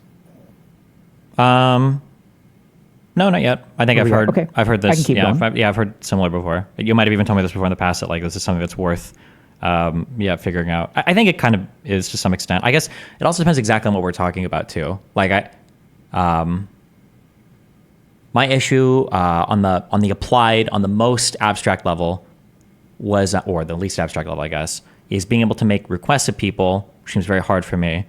And you're saying that you believe that this stems from an over-reliance of self, or not trust in other people, or not wanting to be let down from other people? Am I summarizing that correctly? Or tell me, yeah. Sort of. So I think there's more to tease apart, but like basically like, so here's what the signs are, right? So let's forget about you for a second. Sure. But like, I asked you about high school and what came out. This very vivid story about your grandmother. Yeah. Yeah. Right? Mm-hmm. And it's like, so that implies to us, like, well, let's take a step back from helping you with anything and just understand, like, how can we understand the mind? Like, when I ask you about high school and some memory pops out, that's significant. Okay. Right? That speaks to the size of whatever is down there. Yeah. I agree. And so there's one angle of that, but there's two or three angles here. Mm-hmm. One is that, like, you don't want people to care for you. You find it irritating. Yeah. And why would you be irritated? My guess is that, right, so you can absolve yourself of the whole thing. Like, I don't want you to care about me because then it doesn't hurt when you stop caring. Mm-hmm. And I'd rather trade feeling good when you care about me. I'm happy to give that up as long as I can get rid of the hurt too. And if you sort of think about it, right, so like and you can probably, I'm sure you did, make some logical argument that, and you even shared it with us, like, whether I'm dead or alive, like, it doesn't have to cost you sleep. Sure. Right? Yeah. Which is, like, objectively and logically, it's very true. It's also absurd. Right? So my next question is... Yeah, well, yeah, it's stupid because obviously people don't stay awake thinking they're going to intervene when something happens to you. It's because they're worried and they will sleep easier knowing that you come home safe. Yeah. And is it okay? Like, so, and then I'm sure in some part of your mind, you're like, worrying less is better than worrying more. I mean, not necessarily. I guess it depends on what we're talking about. So, like, what's wrong with your grandmother worrying about you if you're out? Technically nothing, I guess, other than it makes me feel weird, I guess. Yeah, there's not really anything wrong with it, yeah. Okay, well, of course there is. Well, what feels weird about it? Well, it's irritating to me that now instead of just keeping track of myself, now I also have to keep track of somebody else's feelings about where I'm at. So now I'm like managing multiple people's stuff when I'm trying to, I guess, like live my life, yeah. Okay, so that's a whole other thing. Okay. Right? So what I hear there is a lot of responsibility for other people's feelings. Mm-hmm. Yeah. I usually I don't want to be, yeah. Do you find yourself being responsible, even though you don't want to be? I can do it pretty well, but when it's not related to me, if that makes sense. Oh, absolutely. Okay. Yeah. So in my prior relationship, she might have even spoke to you about this. I might have spoke to you about this. Like, a big issue that I would have is that, like, if you've got a problem or you've got an issue or something that's really bothering you, I can help you with literally anything. But if your issue is with me, I have a really hard time dealing with that because it's a different type of thing. Yeah. So if somebody wants to complain, like, yeah, go ahead. Go ahead. Yeah. So what's different about it? What's different about it? I guess it's demanding from me a behavioral change that I feel like isn't worth it, I guess. So in the grandma example, it would be like, do I need to start coming home 2 hours earlier and then sacrifice anything that I want to do tonight because it assuages your worry? That feels like a behavioral change that I have to make that's being dictated to me by somebody else's, what I would feel like are irrational feelings, I guess. That sounds really cold or dumb. Where does that self-judgment of your stuff come from? What do you mean by self-judgment? Or what, like, stuff? So you do this thing where it's you don't do this often, by the way. Uh-huh. So when we talk about other things, you'll oftentimes add caveats, but they're not personally directed. right? So you'll say like, oh, like I have this belief, but it's very possible that like other people don't have this belief. So you're very good at caveating, but the caveating isn't about you. In this case, you frequently judge the way that you see your thoughts as cold or dumb. Yeah, I guess the issue is that I feel like my internal drivers, when I'm talking about my relationships with other people, or my relation to other people and behaviors and everything, I make statements from my perspective, but I think I've spent so much time in my life kind of trying to pull those back or realize that like, I think this thing, but this is not normal. So I have to be aware of that. So I'm just trying to like peg that. So when I say it, it's probably that. I think that's just what's coming out. This is subtle. Okay. So that's why I recognize your useful ability to second guess your thoughts. Yeah. A really big manifestation of that would be I have a really hard problem with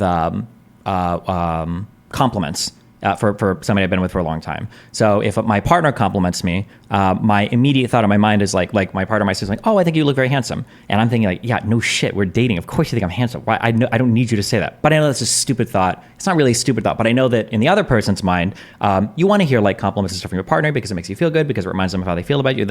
So I'll have a thought, but I know that it's a very like not ordinary thought. I say it's stupid. Maybe I should just say it's not ordinary. Other people don't think like this, so I can't project that. Is I think what I'm doing. I think when I'm caveating or when I'm hedging or when I'm self-judging, I'm just saying I'm trying not to project it. Yeah, go ahead. Yeah.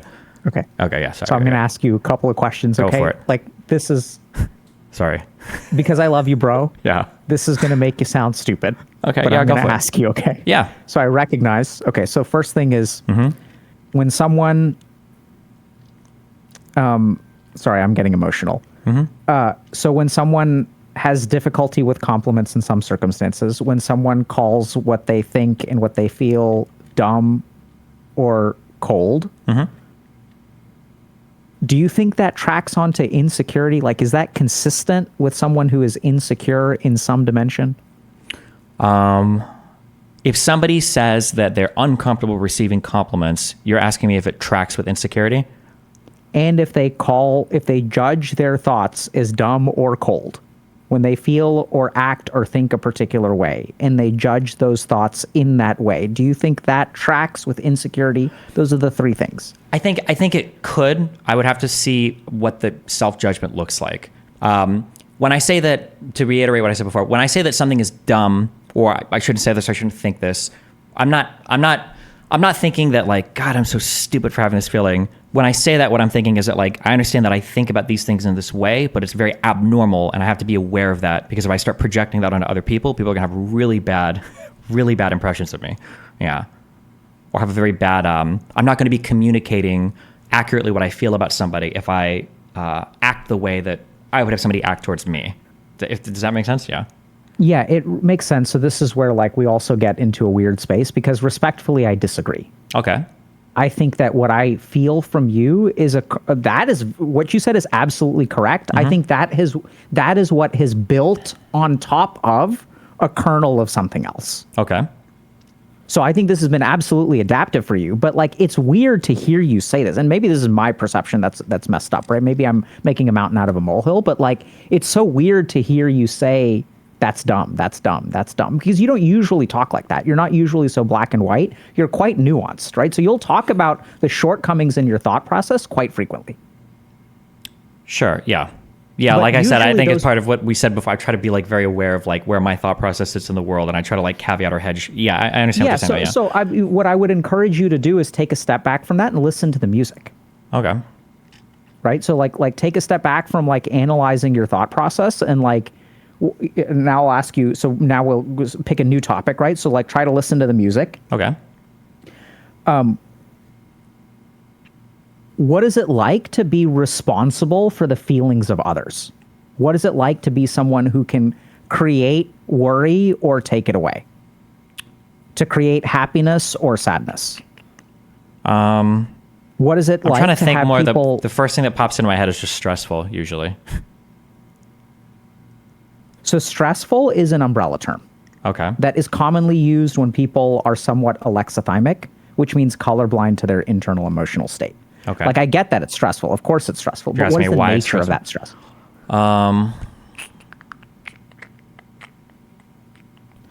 When you get a text that a bunch of people are waiting for you at a con, how do you feel? I think that the stressful part of that is usually the idea that there's like a thing that people want me to do that I don't really think I want to do it because I don't think it would be very enjoyable or very much fun for me. But I know that if I don't show up, a bunch of people are going to be like very upset or very unhappy. So then the stressful part is that there's like there's a branching path where I can make a decision that would be fun for me or would make me happy. But if I make that one, a bunch of people are going to be upset or disappointed or whatever. Or I can make the other decision, which is going to be irritating to me, but it would make all the other people happy. So I think that dichotomy is something that is what results in the stressful feeling. Is that not deep enough, or is that too abstract still? Or yeah, it's okay. Don't worry about. Okay, sorry. Gotcha. No. It's good. It's good. Sorry, I could be doing this better for sure. No, you're fine. So look at you protecting my feelings. No, shut up. You don't even protect your fucking feelings, okay? Fuck off. You're not fine, okay? I feel very upset now, okay? Okay. Look at you when I call attention to the fact that you're doing something kind for me, laughing it off and Yeah, I can't ever accept compliments. Yeah, that's like a horrible, stupid. Yeah, it's really bad. It's hard, really stupid. Yeah, it? It makes me very uncomfortable. I don't know why. This is a really dumb thing as well. Yeah. You did it again. Yeah, because I should be able to accept a compliment. I don't know why I can't. It's very stupid. Should be able to. Yeah, I should be able to. Yeah, without it feeling weird. What makes it hard? I truly have no idea. It's like it's a super like that's like hitting my knee and asking me why I just kicked you. Right? It's like a very reflexive thing. I don't know. Yeah. Okay. Are you? Is this conversation okay? Yeah. Are you sure? Yeah. Okay. You would be able to tell me if it wasn't, right? Yeah, I think so. Okay. I'm trusting you there, okay? I can't No, I understand, yeah. I don't think I've ever had a conversation that I'm not okay with, so it's hard for me to imagine if you would bring up something that was okay. But I think I would just say, like, yeah, we should talk about this offline. I think I trust you that if I wanted to talk about something offline, I think you would tell me, yeah? Yes. Mm-hmm. And so I know we've had that channel of communication in the past, so just, okay, so I feel good. Yeah. Okay, so let's go back to, so when a bunch of, so now you have a choice between their unhappiness and your unhappiness. Yeah. And which one do you choose? Oh, probably theirs. It feels like you described so much of my life. Yeah. Whose unhappiness are we choosing between? What a horrible predicament. Yeah. Yeah, dude, it's rough, isn't it? Yeah. Tell me about that. Obviously, yeah, that sucks. You're either letting down people that I guess ostensibly are relying on you for something. Tell me a story. Tell you a story. Like, I want the story that, like, when you're like, oh my God, I'm choosing between my unhappiness and someone else's unhappiness. Tell me that story. What comes to mind? I don't know. It feels like almost every, like the really obvious one would be any particular story relating to people that want to hang out at a particular convention. I do way too much like implicit acceptance or denial, so I don't really. I can. Jesus. I guess like a couple weeks ago, or maybe a week ago, a few friends I think wanted to go out. I think kayaking, and they were staying over here, and they messaged me in the morning, and I was flying back from another thing, and I was like, okay, I'm just gonna not respond. And then when I flew in, they were like, oh, like, are you coming out? And I'm like, oh, well, I don't know. I might need to stream, but I didn't actually like say no. And then I kind of just like push it forward or kick it down the road until like, oh, well, it's too late to go out now. Oh, well, I guess I just have to do this now. I'm going to go work. That's probably a lot of interactions that end up like that. Yeah, that happened when I was in Austin. I think with another few people that wanted to hang out. I think it happened a few days, but these happen. Yeah, these interactions happen a lot. What is the consequence of other people's unhappiness? It's a reward, I guess, because usually then they just like go away. So I just like get to keep working and do my own thing. I guess maybe that's why it reinforces the behavior so much. Yeah. But I guess usually if other people are unhappy, then ideally, I guess, or hopefully they rely on you less and less for kind of like any sort of like stuff for that there. And then I just, continue to navigate. Okay. So I'm going to go a little bit back. I mean, I get that. Sure. So I get the fact that, I call it a fact, but like, I can see how you don't water the plants. Yeah. Like you're not gonna uproot a plant. You're not gonna kill it. You're just gonna let it die. Yeah, maybe. Yeah. Depending on, yeah. Yeah. So what I'm kind of curious about is sometimes when people do this, they have some kind of consequence from unhappiness, which is not letting things die. This is your adaptation. So what we're trying to understand is, when did you learn that not doing this was a mistake? When did I learn that not doing this was a mistake? As in, When did you learn that evoking unhappiness explicitly, right? So, because what you're doing is you're not explicitly disappointing people. You're just AFKing until they figure out you're not going to show up, which, by the way, is like such a common experience for people today. Okay. Like, I'm just going to like ghosting, right? Like, it's like, oh, so many of us just AFK until the shit disappears. And so usually when we see this kind of behavior, what happens is like, there's a time in your life when you were not like that. You were definitive. It resulted in someone else's unhappiness. And then you learned, no. This is a terrible idea. Because if you want to change the behavior, and we haven't even decided that you do yet, but I think you do, we have to understand how you learned this lesson in the first place. It's about unlearning, not learning. Sure. So are there times in your life where you've made people unhappy and you've been really punished for it?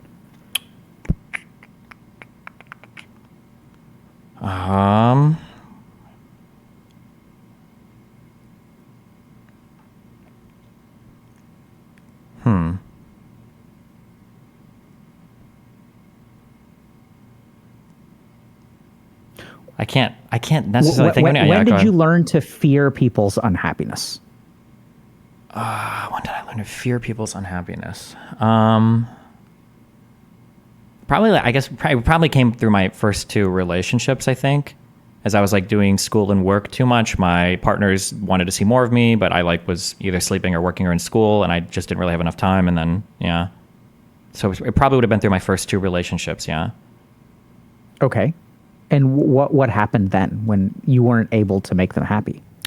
I just got really bad usually, I think. Yeah. Lots of, very intensely physically abusive, lots of cop calls and stuff.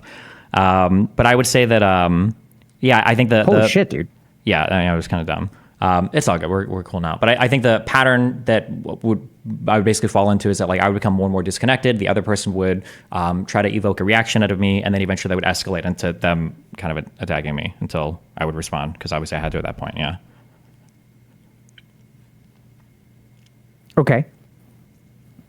I'm going to need a second to process that. Go for it. Do you feel bad that I need some time to process that? No, actually. Okay. I feel like I hope most people get this impression, when you say you need time to think, that's actually something that feels really good, because it feels like I'm saying things and you're actually taking a moment to genuinely consider them and then think of a response rather than just like going down. So that's flattering to me. Yeah.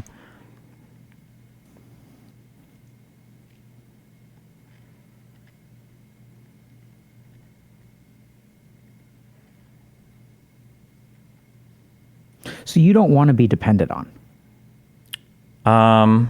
You don't want people to depend on you? I think theoretically I do, but only if our interests are like super, super, super aligned. So like if I have like you call it a ride or die, I don't know. If you've got somebody who's like, where our interests are like 1,000,000,000% aligned, or not 1,000,000,000, it doesn't have to be completely, but if they're aligned on something, then in that point, like being relied upon is really fun for me, because now I feel like I have a thing where it's like, I feel strongly about this. This is a person whose like feelings or livelihood I want to protect. And I feel like it's in like an arena or a realm that I excel in. And like, these are a thing that we're like mutually working towards. Like, yeah, in those cases, I think it's really fun. I don't think I would avoid it in all cases. Just usually I feel like I'm not as aligned, I guess, with the people around me sometimes, or people who've been in my life. So I'm kind of confused. I think that makes a lot of sense. Like when you describe it, it makes a lot of sense. There's some things that I'm confused about, because when I hear about a lot of your impactful relationships, I would think that those are the ones that should be ride or die. So the traditionally your most potent or important relationships, romantic relationships, parental relationships. Do you have siblings? Yeah. I'm not very close to any of my family, but I've got like 6 See, brothers that's and what's sisters. kind of weird to me, right? Is that like when you say like, okay, like ride or die. So who are the people that normally in a normal life, and sorry for being judgmental and saying your life, I don't think your life is abnormal. I'm just I was saying, very abnormal. You're fine. It's okay. Like we think like, okay, who's ride or die? Like your parents are ride or die, right? Like they're the ones that are behind you 100%. Your spouse, your siblings, your boyfriend, girlfriend, like these are the relationships that should be ride or die. But for some reason, the ride or die and those don't overlap. Like it feels to me like those are like there's no Venn diagram there.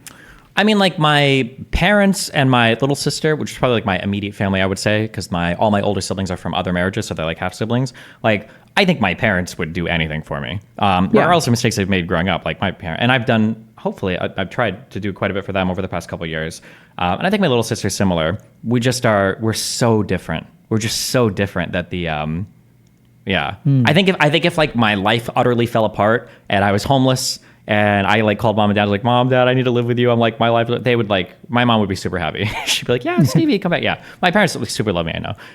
And then even my little sister, I'm sure would do, what she could. Yeah. How are you so different from them? Like, how did I become different or how am I different, like in characteristic trait quality?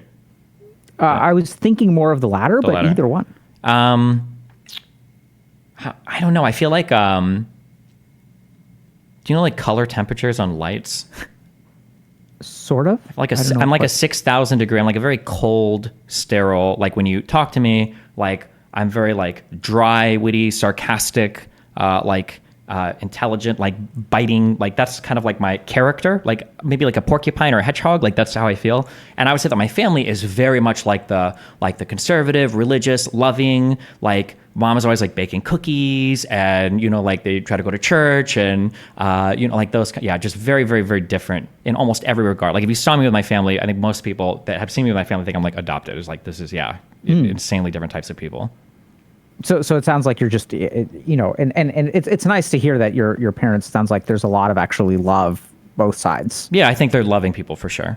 One of the biggest distillations and differences of behavior would be like when I go to clean up, like I'll take a trash bag and I'll go through my apartment. If I haven't used it in 2 months, just throw it away. I think my mom has every single thing any of her children have ever written on since birth. Like that's just in terms of differences. Yeah, we're just very, very, very different people. Yeah, different people. But it sounds like there's a lot of love that you can count on them. That there's a lot of good stuff there. Yeah, for sure. So kind of going back to like these social interactions and stuff, you don't want to be dependent on, so you're okay being dependent on in ride or die relationships, but how does it feel otherwise?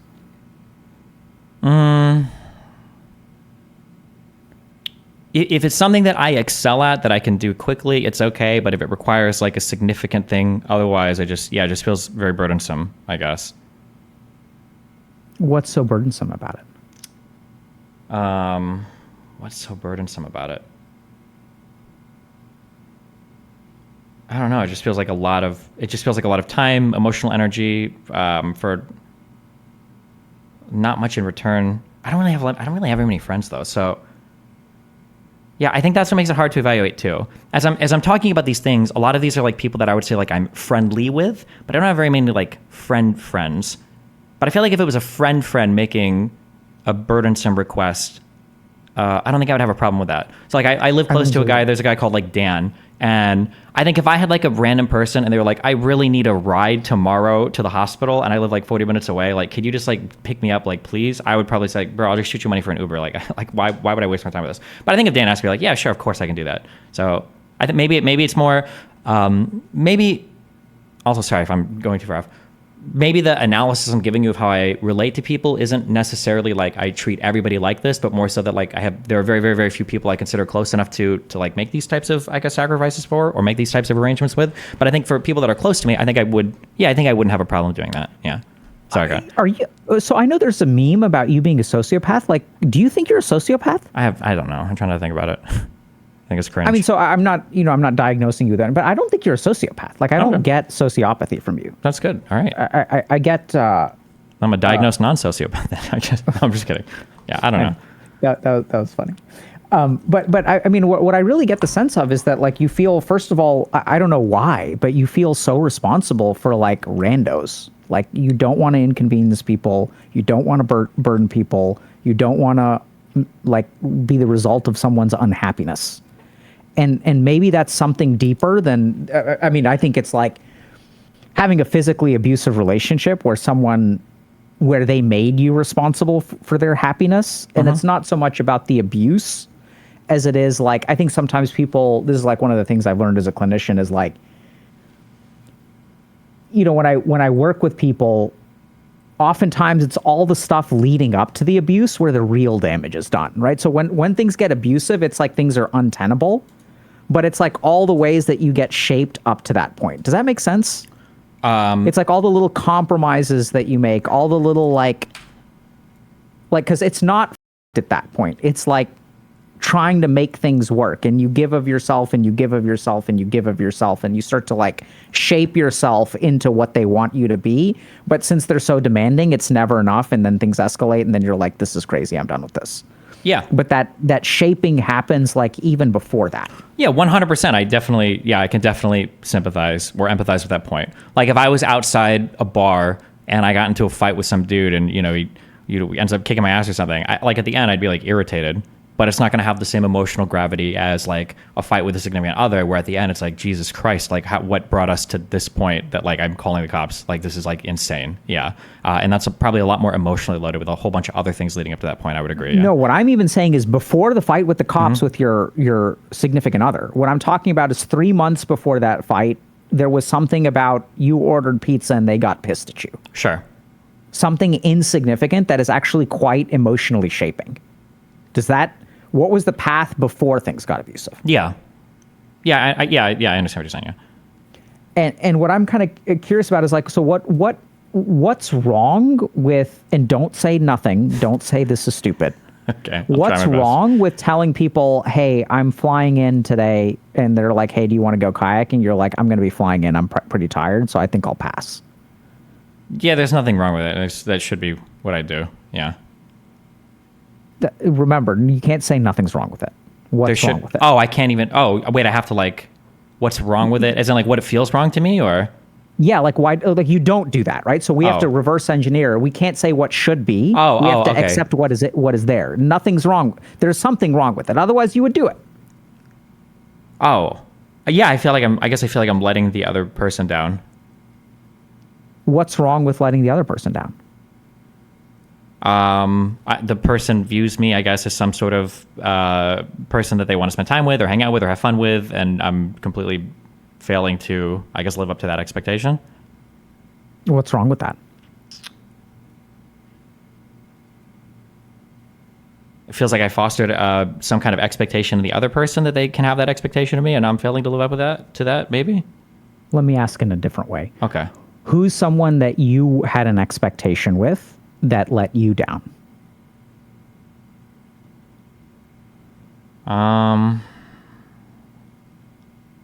Who's someone that you wanted to hang out with more? I don't know. I never ask. I just never make requests to people. It's a bad character trait of mine. Did I ask you to come on my podcast, right? No. Did I bring that up in our last conversation? Or I might have brought it up, like, if you're in Miami, you should come by. Oh, maybe. Yeah, I think you mentioned something. Oh, okay, like that. yeah. If I did, that took a lot of building up to do, because normally I just don't make requests of people ever. Yeah. But if I did, that was something I had to think about a lot before. Okay, I'm going to ask him this particular thing, because I always feel like I'm imposing on other people, which is stupid. I know I'm not. I just did the thing. Sorry. Yeah. Yeah. So good awareness, right? Yeah, you don't have to fix it. Yeah. Okay. Just aware, aware, right? So notice that self-judgment. It's not dispassionate, Stephen. Do you see that? It's not dispassionate.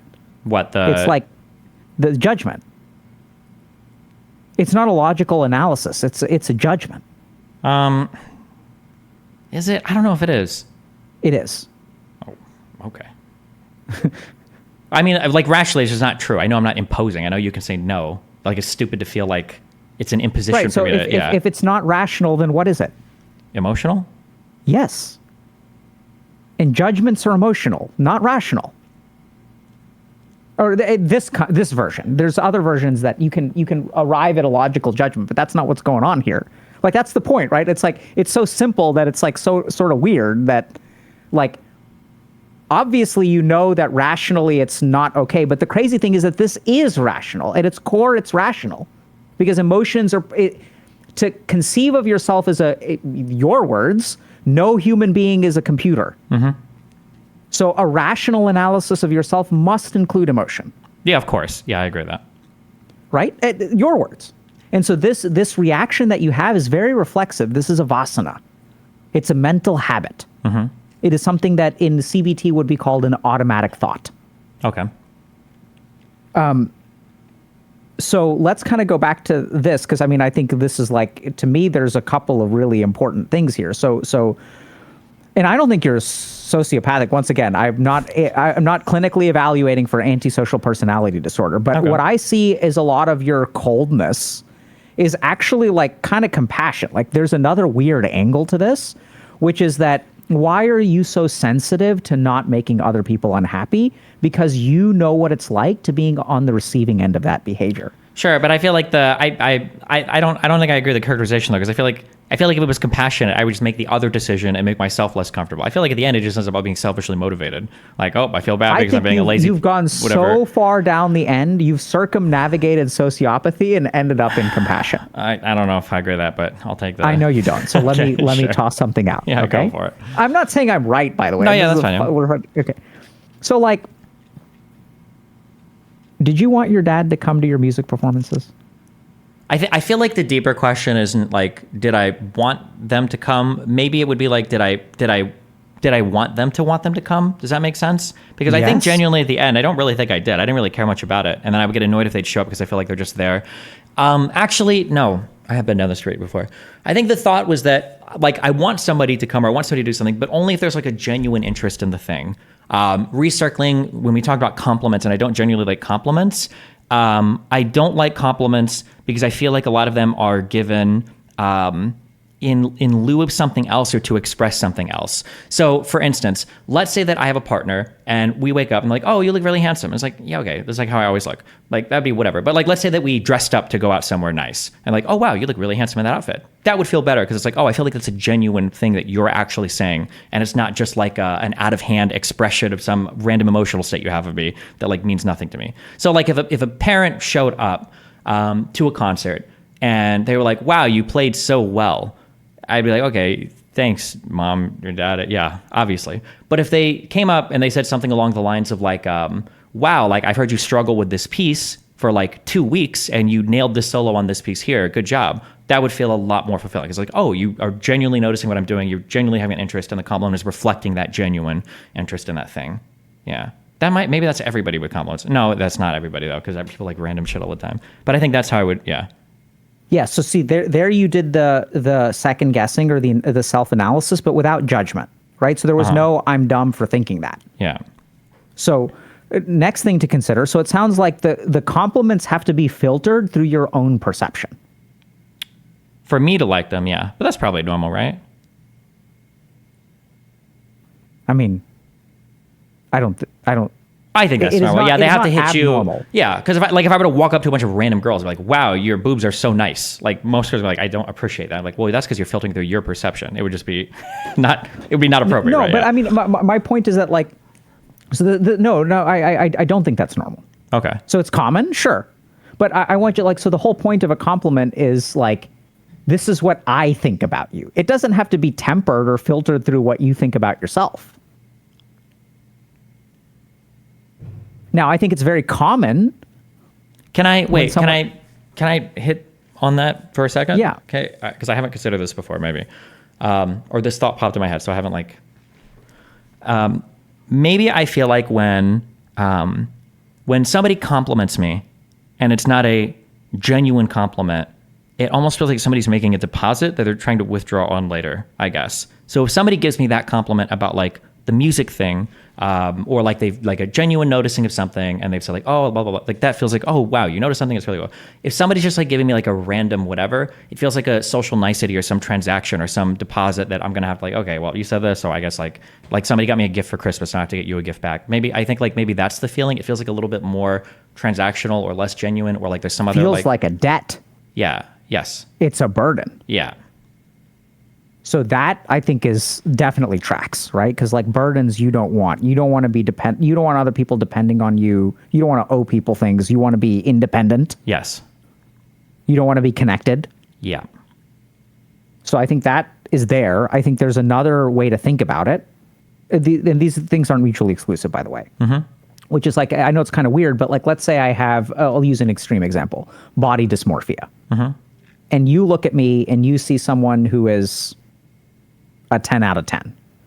Now you say that to me, and since I have body dysmorphia, I dismiss what you say. Right? So this is like filtering a compliment through my own perception. Now, is this common? I don't know what you mean by the word normal. Is it common? Quite. But I don't think that, I think that generally speaking, and now we get to this thing again, that is also common in people who have an insecurity. So when you feel insecure about something, you have difficulty accepting compliments about it because you're filtering it through your own insecurity. Okay, can I ask a question on this? When I'm complimenting people, or when I'm like, I think about this a lot in debate for persuasion, for instance, but even in like in warm relationships, when I'm complimenting somebody, I'm almost always thinking of it from, I try to think of it from their frame of reference or from their perspective. So if somebody is, let's say somebody worked on an art project, and where I'm at in my life right now, the things that I value the most are, can I get a 24 to 48 hour turnaround in an email, and how reliable are you? These are like the two most important things for an employee to be. So let's say somebody finishes an art project and they got it done like really quickly. If I looked at that art project, and I know that that's to them not what they're thinking about, that's not what they value the most. They value like the artistic merits of what they've done. If I was going to give a compliment to that person, I wouldn't compliment them on the thing that I appreciate. I would compliment them on the thing that I think they appreciate. So I wouldn't say like, wow, I can't believe you got this back to me in a day, thanks. I would say something like, wow, this looks like really good. Congratulations, or like, this is like a really cool art piece, because I think that they would value that comment more. Do you think that's like an ordinary way of like how people compliment each other, or a thing to consider, or is that bad or good? Or what are your thoughts on that, I guess? Yeah. Yeah, beautiful. Okay. So I think it is an ordinary way to compliment people. And there's a beautiful way for us to get past a slice of whatever the fuck is going on. Okay. Which is, I think you should stop doing that. So I'll tell you a story, okay? So I was once working with a pro gamer, and this pro gamer was up and coming. And they would sometimes travel to a different region of the world to boot camp, where there were lots of tournaments. And we were talking about when this person would play with the top tier pros. This person is arguably like a tier 2 pro at the time. They would talk to the top tier, they would pub with the top tier pros. And then if they ever made a mistake in the pub, they would feel so bad about themselves, because these are the best players in the world that are seeing this mistake, and they must think I'm like shit, right? Like, because I'm making these shit mistakes. They thought I'm shit. They're seeing me for shit. Not surprisingly, this person was also quite toxic in pubs in their home region when they're streaming. Mm-hmm. And so one really interesting thing is that the way that, and you've already sort of figured this out, but we let's just state it, which is like, see, the way that you interpret other people's compliments has to do with the way that you give compliments. This is 101, like human behavior 101. If I give you, so some people value, let's talk about gift giving. So some people like the monetary value of the gift is what's important. Okay. For other people, it's the thought that counts, right? So I will give gifts based on my internal compass of gift giving. So, and it's both ways. When I receive a gift, I interpret it this way. And when I give a gift, I'm using the same rubric. Does that make sense? Yeah. So one thing that I would encourage you to do is start complimenting people for what you value, not what they value. You can do both, but at least do one. So because what you're doing is like, if you compliment people, quote unquote, deceptively, and I don't think deceptive is really the fair term, but I'm using it as kind of a hyperbole. Then when other people compliment you, it is more likely to be interpreted as deceptive, because that's the rubric in your mind. You give compliments to people based on what they will like. Okay. I think about, yeah. You can keep going. I'm writing some of this down now. But I have a really big question. You can keep going if you want to take a pit stop here about that deceptive thing. That's something that I have a really hard time dealing with. But we can put a pin on that and come back if you want. Yeah, let's put a pin on it. So I think it's the same thing. I'm leading there. Okay. So what I've come to realize is like authenticity goes a long way. That's the most important thing. And sometimes you'll be amazed at how much it can change people, because see, right now we're talking about their self-perception. You're feeding into that self-perception. We're all playing the game on their perception. Mm-hmm. We're filtering things through their insecurity. We're all thinking about what's in their head. The beautiful thing about an authentic compliment is that you are pulling them outside of their head and into your head. When someone values their artistic merit, they may have never thought of themselves as professional, reliable, or timely. They're not in a STEM field, right? Those are the things that STEM people value, or people in finance.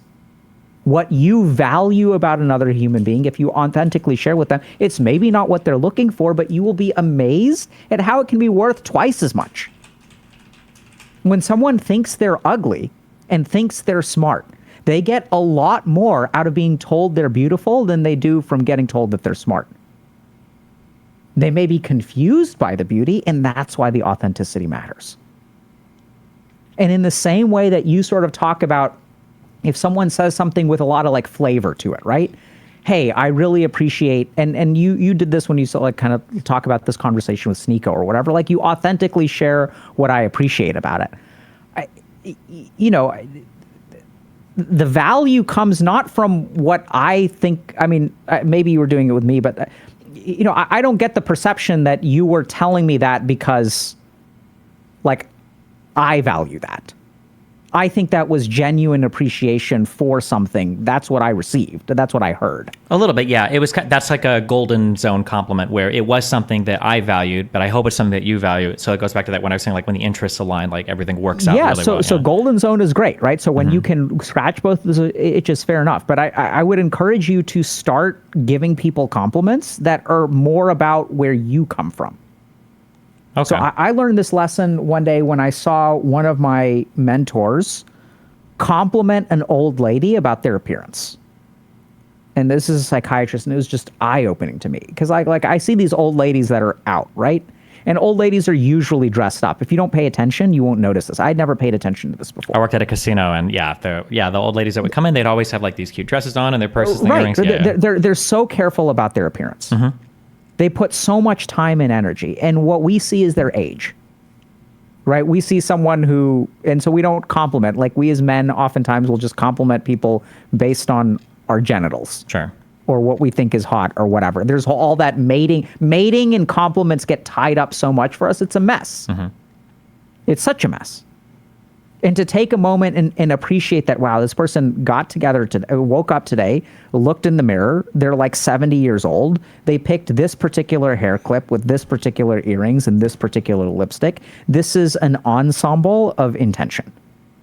And to recognize and appreciate that, and to even look at that. Right? And this falls a little bit more potentially into what you're saying, which is telling people what they want to hear. But this person genuinely appreciated the effort that went into this. Okay. And it was like really opened my eyes. And I think whatever you receive from other people is your brain kind of works the same way. And so if you change what you give, your brain will automatically change what you receive. So you think, so the hypothesis here being that if I were to genuinely compliment people on the things that I appreciate, you think that I would receive their if I compliment people from my appreciation, from my frame of reference, I would start receiving their compliments better even from their frame of reference? Is that essentially what you're saying? Absolutely. Right? Now it's no longer filtered through your insecurity. Huh. Okay. Right? And then hopefully over time, you'll be able to discern when people are bullshitting you, because you can still tell the authenticity, right? So you're familiar with the golden zone. You know what it looks like. And so when people are BSing you, I think it'll help a lot, because then the other cool thing that will happen is when you start complimenting out of authenticity. Are you expecting anything in return? No, I'm not, no. All right? So once you start giving without expectation, you can receive without expectation. It's both ways. Right? So right now when you compliment someone, and I think this is why people will allude that you're I don't think you're sociopathic, but third time. Thanks. But I think it's like, because you're kind of playing this game and you had to learn how to play that game, I think, early on, right? So like the other humans, you didn't know how they worked because you were a 6,000 hue whatever in a porcupine, and they're like otters that are snuggling with each other. Right? So you had to like learn this way of interacting with the humans because you were a different kind of kid. And so I think that a lot of it's crazy, but like these old spiritual traditions always like talk about the benefits of things like compassion and stuff like that. And then they also say something weird. We think compassion is about making the world a better place. It's not just about making the world a better place. It's about making you a better person. Mm-hmm. To practice compassion and forgiveness changes the way that you receive what the world gives you. And everyone is so caught up circling back to what we originally talked about everything that's wrong on the internet, that we stop looking at ourselves. We stop looking at, like, let me just be genuine with another human being. Let me offer what I have without expectation. And then you can receive what other people have without expectation. It becomes joyous. Because right now, think about what you're doing to your life, Stephen. When someone does something nice for you, instead of enjoying it, you feel burdened and indebted. Like, what the kindness from another human being increases your burden? No wonder you don't have many friends. And now there are certain beautiful things that you've been able to accomplish. There are certain relationships that you can create that bypass this mechanism. Ride or die. My parents love me no matter what. My mom would be thrilled in fresh-baked cookies. Right? So you're not busted. You're not screwed up. You're not ill or anything like that. This is normal. All human beings are like this. Everyone, their mind gets shaped without their knowledge or consent. Yours has been too. Mine has been too. So I'd say try to change a little bit about what you put out into the world, and it'll change the way that you receive what the world will give you. And the beautiful thing is you'll be able to, when someone compliments you for something, even if you don't believe it about yourself, you'll be able to receive it and it can improve your day. Last thing is that there's a lot of stuff about this whole, like, insecurity, like, being responsible for other people's happiness. I don't think that that is directly related to this. I think that's a different thing. But I do think there's something about, you know, like, and I think it's hard to admit, especially, so this is harder to admit if you have a good relationship with your parents. Easier to admit if they're abusive. So when you love your parents, it's much harder to say, it really hurt me that you didn't show up all the time. Right? Yeah. It's so weird. Like, this is another thing that I learned clinically. I had one patient who I've learned so much. And when we love our parents, it's hard to find fault with them. And if we can't find fault with our parents, we can't admit how we've been hurt. And if we can't admit how we've been hurt and we suppress it and we don't acknowledge it, then it leads exactly to the picture that we see with you, which is confusing and makes no sense. I'm not insecure, but I feel insecure. I have all the features of insecurity, but I'm not insecure. And then the last thing is that this can be states. So it's not that you are or aren't. It is that there is a dormant part of your mind that arises in some cases. In certain circumstances, these things come up. And you're so beautiful at talking about them, right? So it's like when your grandmother is like, where are you? When these people are like, you're flying back and they want to go kayaking. These moments where this complex arises. And the rest of the time, you're fine. We know you're secure. Because you can take on some of the biggest wigs in the industry and hold your own. You have confidence. You have faith in what you're doing in the world. You have a foundation of what it means to be good, how you want to see the world change. And we can see all the confidence that comes. People detect it. That's why they can't push you around. Sure. Right? It doesn't matter how rich they are or how much money they are or how many more followers than they have. And you're centered. The only problem is that when this thing arises, you become uncentered. Can you feel the difference? Yeah, of course. Yeah.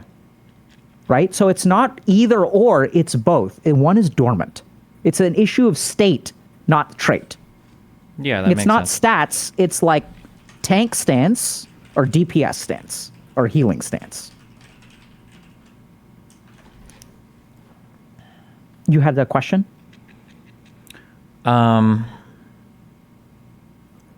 I don't think it's as relevant anymore. I was going to ask before, in terms of like complimenting people or saying things that I know people want to hear, like how much of this is deceptive versus if I'm trying to communicate a genuine interest to somebody, I might say a particular thing that I care about, but I don't think they care about it. So then instead I might say something that I know that they care about. Would something like that count as deceptive? But you're just saying to just like compliment on things that I would care about regardless and not try to get into other people's frame of reference so much, I guess.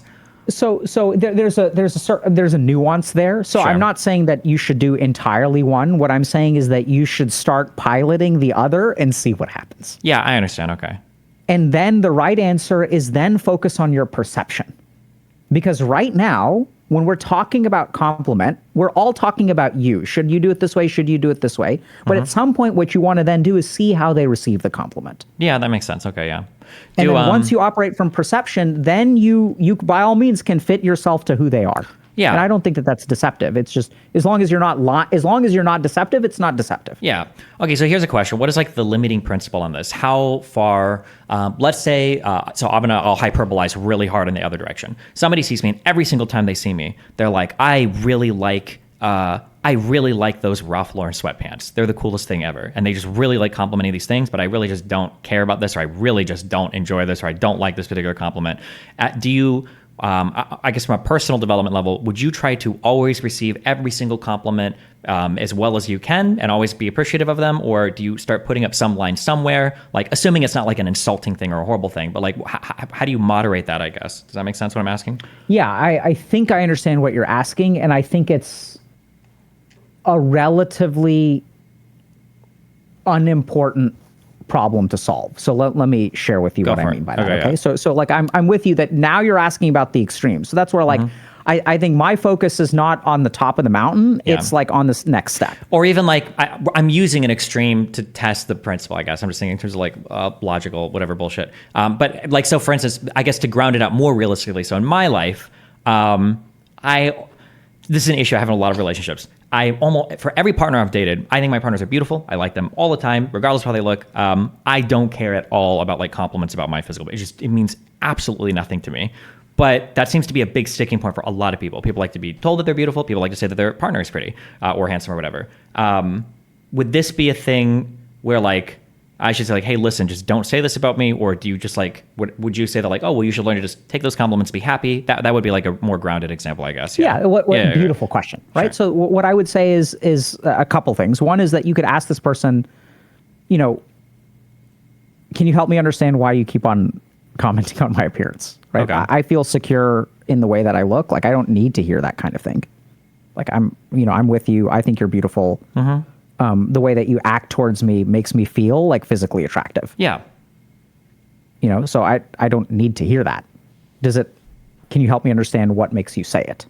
So I would start by understanding, because anytime we're talking about, so there's a couple layers here. The first is what we're doing in your mind. So this intervention is not about your relationships. It's about you.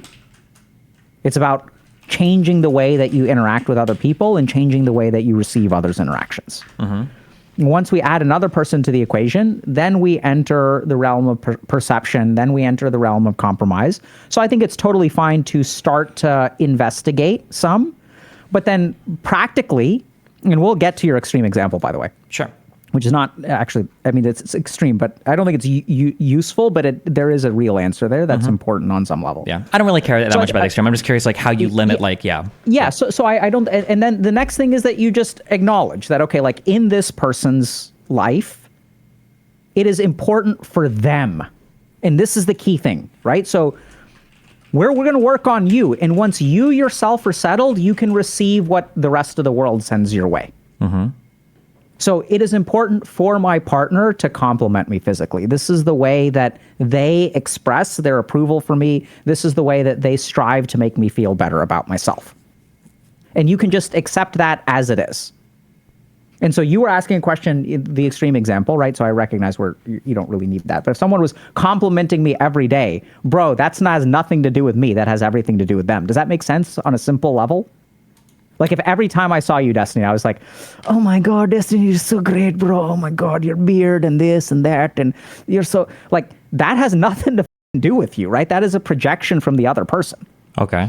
So the whole point is that, and this is where things end up, right? So if you want to know what the final optimal omega form of this is where we get close to moksha or enlightenment.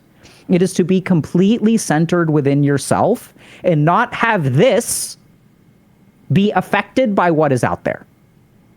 I can say yes to kayaking. I can say no to kayaking. I can say whatever. I don't need to play some game.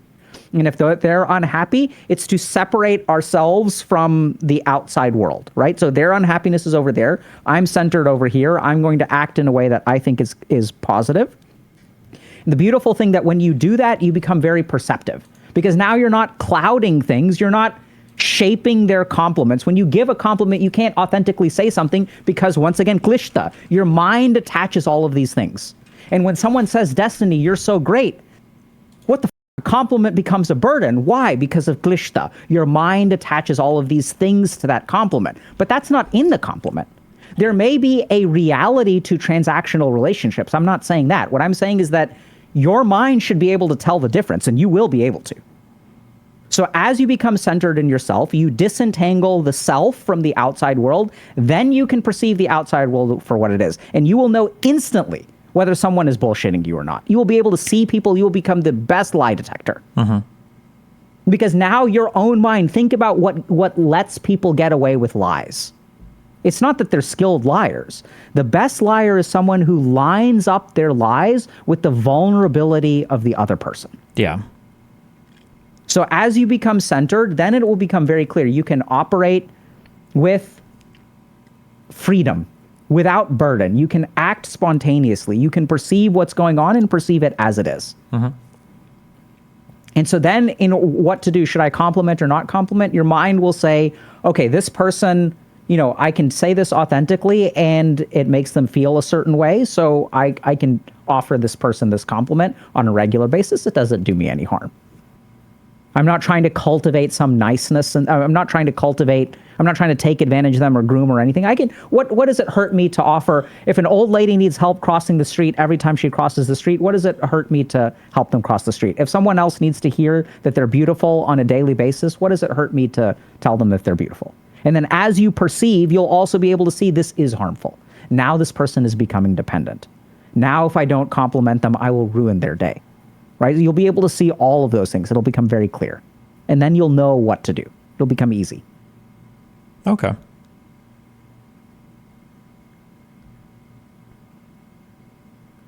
Okay. Let me summarize some advice and then spit it back at you, and then you can tell me if I'm roughly understanding this.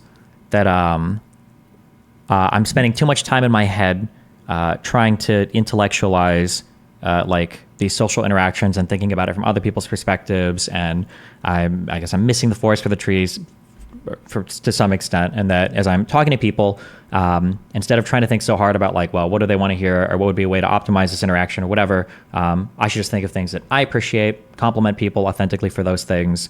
As I do that, I'm probably going to foster friendships that are more aligned with what I would want anyway, because they're appreciating those compliments. Those people will be pulled a little bit more into my headspace. They'll appreciate those compliments, and it'll help me see the way that other people compliment me. I won't be filtering it as hardcore as I do through my mind, like I'm expecting everybody else to. And that through, I guess, fostering those types of engagements with people, those interactions, not only will it make my interactions with them better, it'll help me more clearly understand their interactions with me, I guess, kind of. Is that, am I close? I think you're close. Okay. But I think, once again, I'm seeing a lot of trees, but not the forest from your answer. Yeah, I'm a very discrete trees person. Sorry. Yeah. No, that's okay. Okay. So that's okay, right? So I think that there's no doubt in my mind that this will help you in some way. Okay. I think one thing that I would strongly encourage you to do, so this is at the peak, is pay attention, Stephen, to the boundary between you and another human being. And I think that you know how to do this. I think this is why, like I said, I'm serious when I say I think you can hold your own with a lot of heavyweights. And that can't happen unless you're centered in here. Sure. Can you expand on that a little bit? When you say be aware of the boundary between you and another human being, what do you mean when you say boundary there? So you're okay pissing people off on the internet, right? Yeah. Because you're over here and they're out there.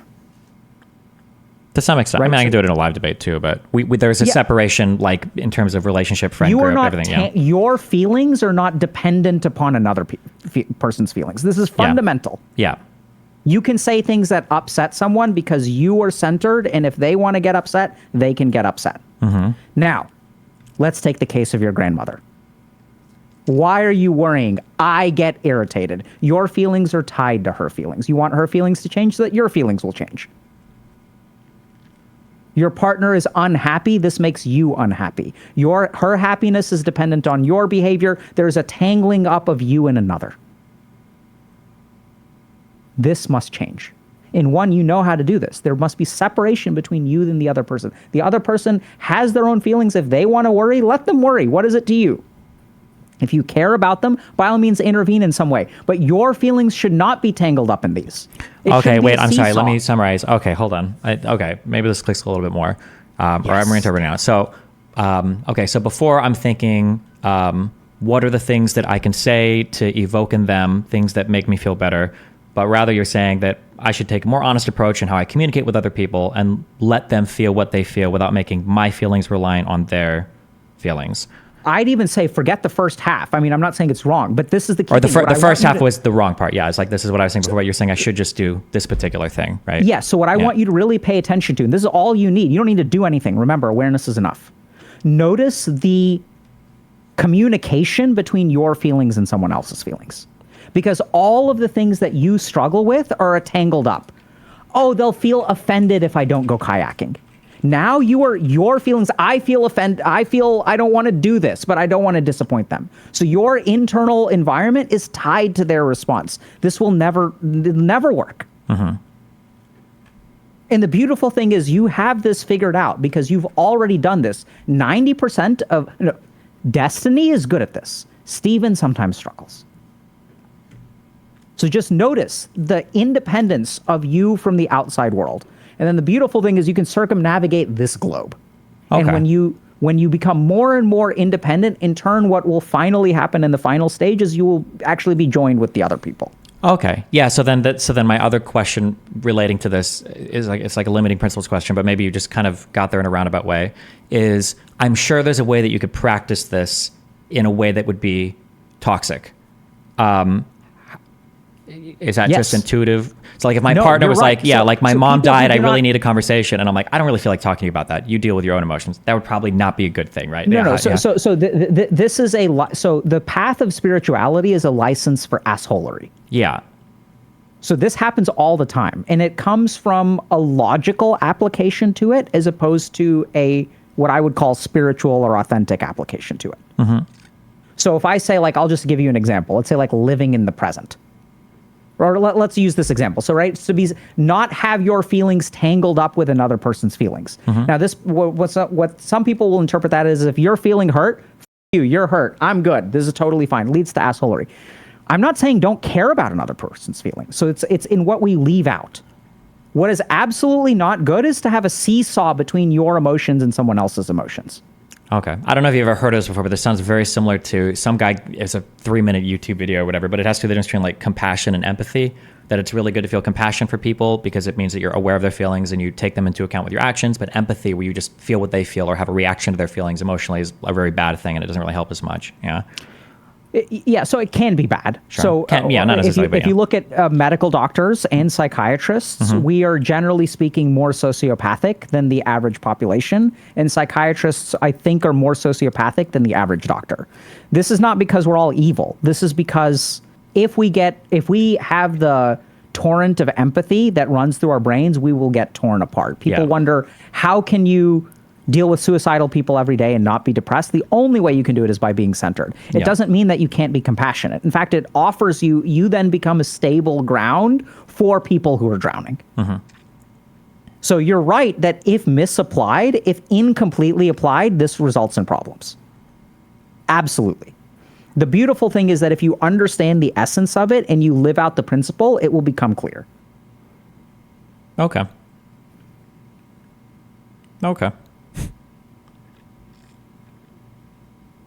Cool. Wow. Thank you so much for this conversation. I feel like we're at a good stopping point.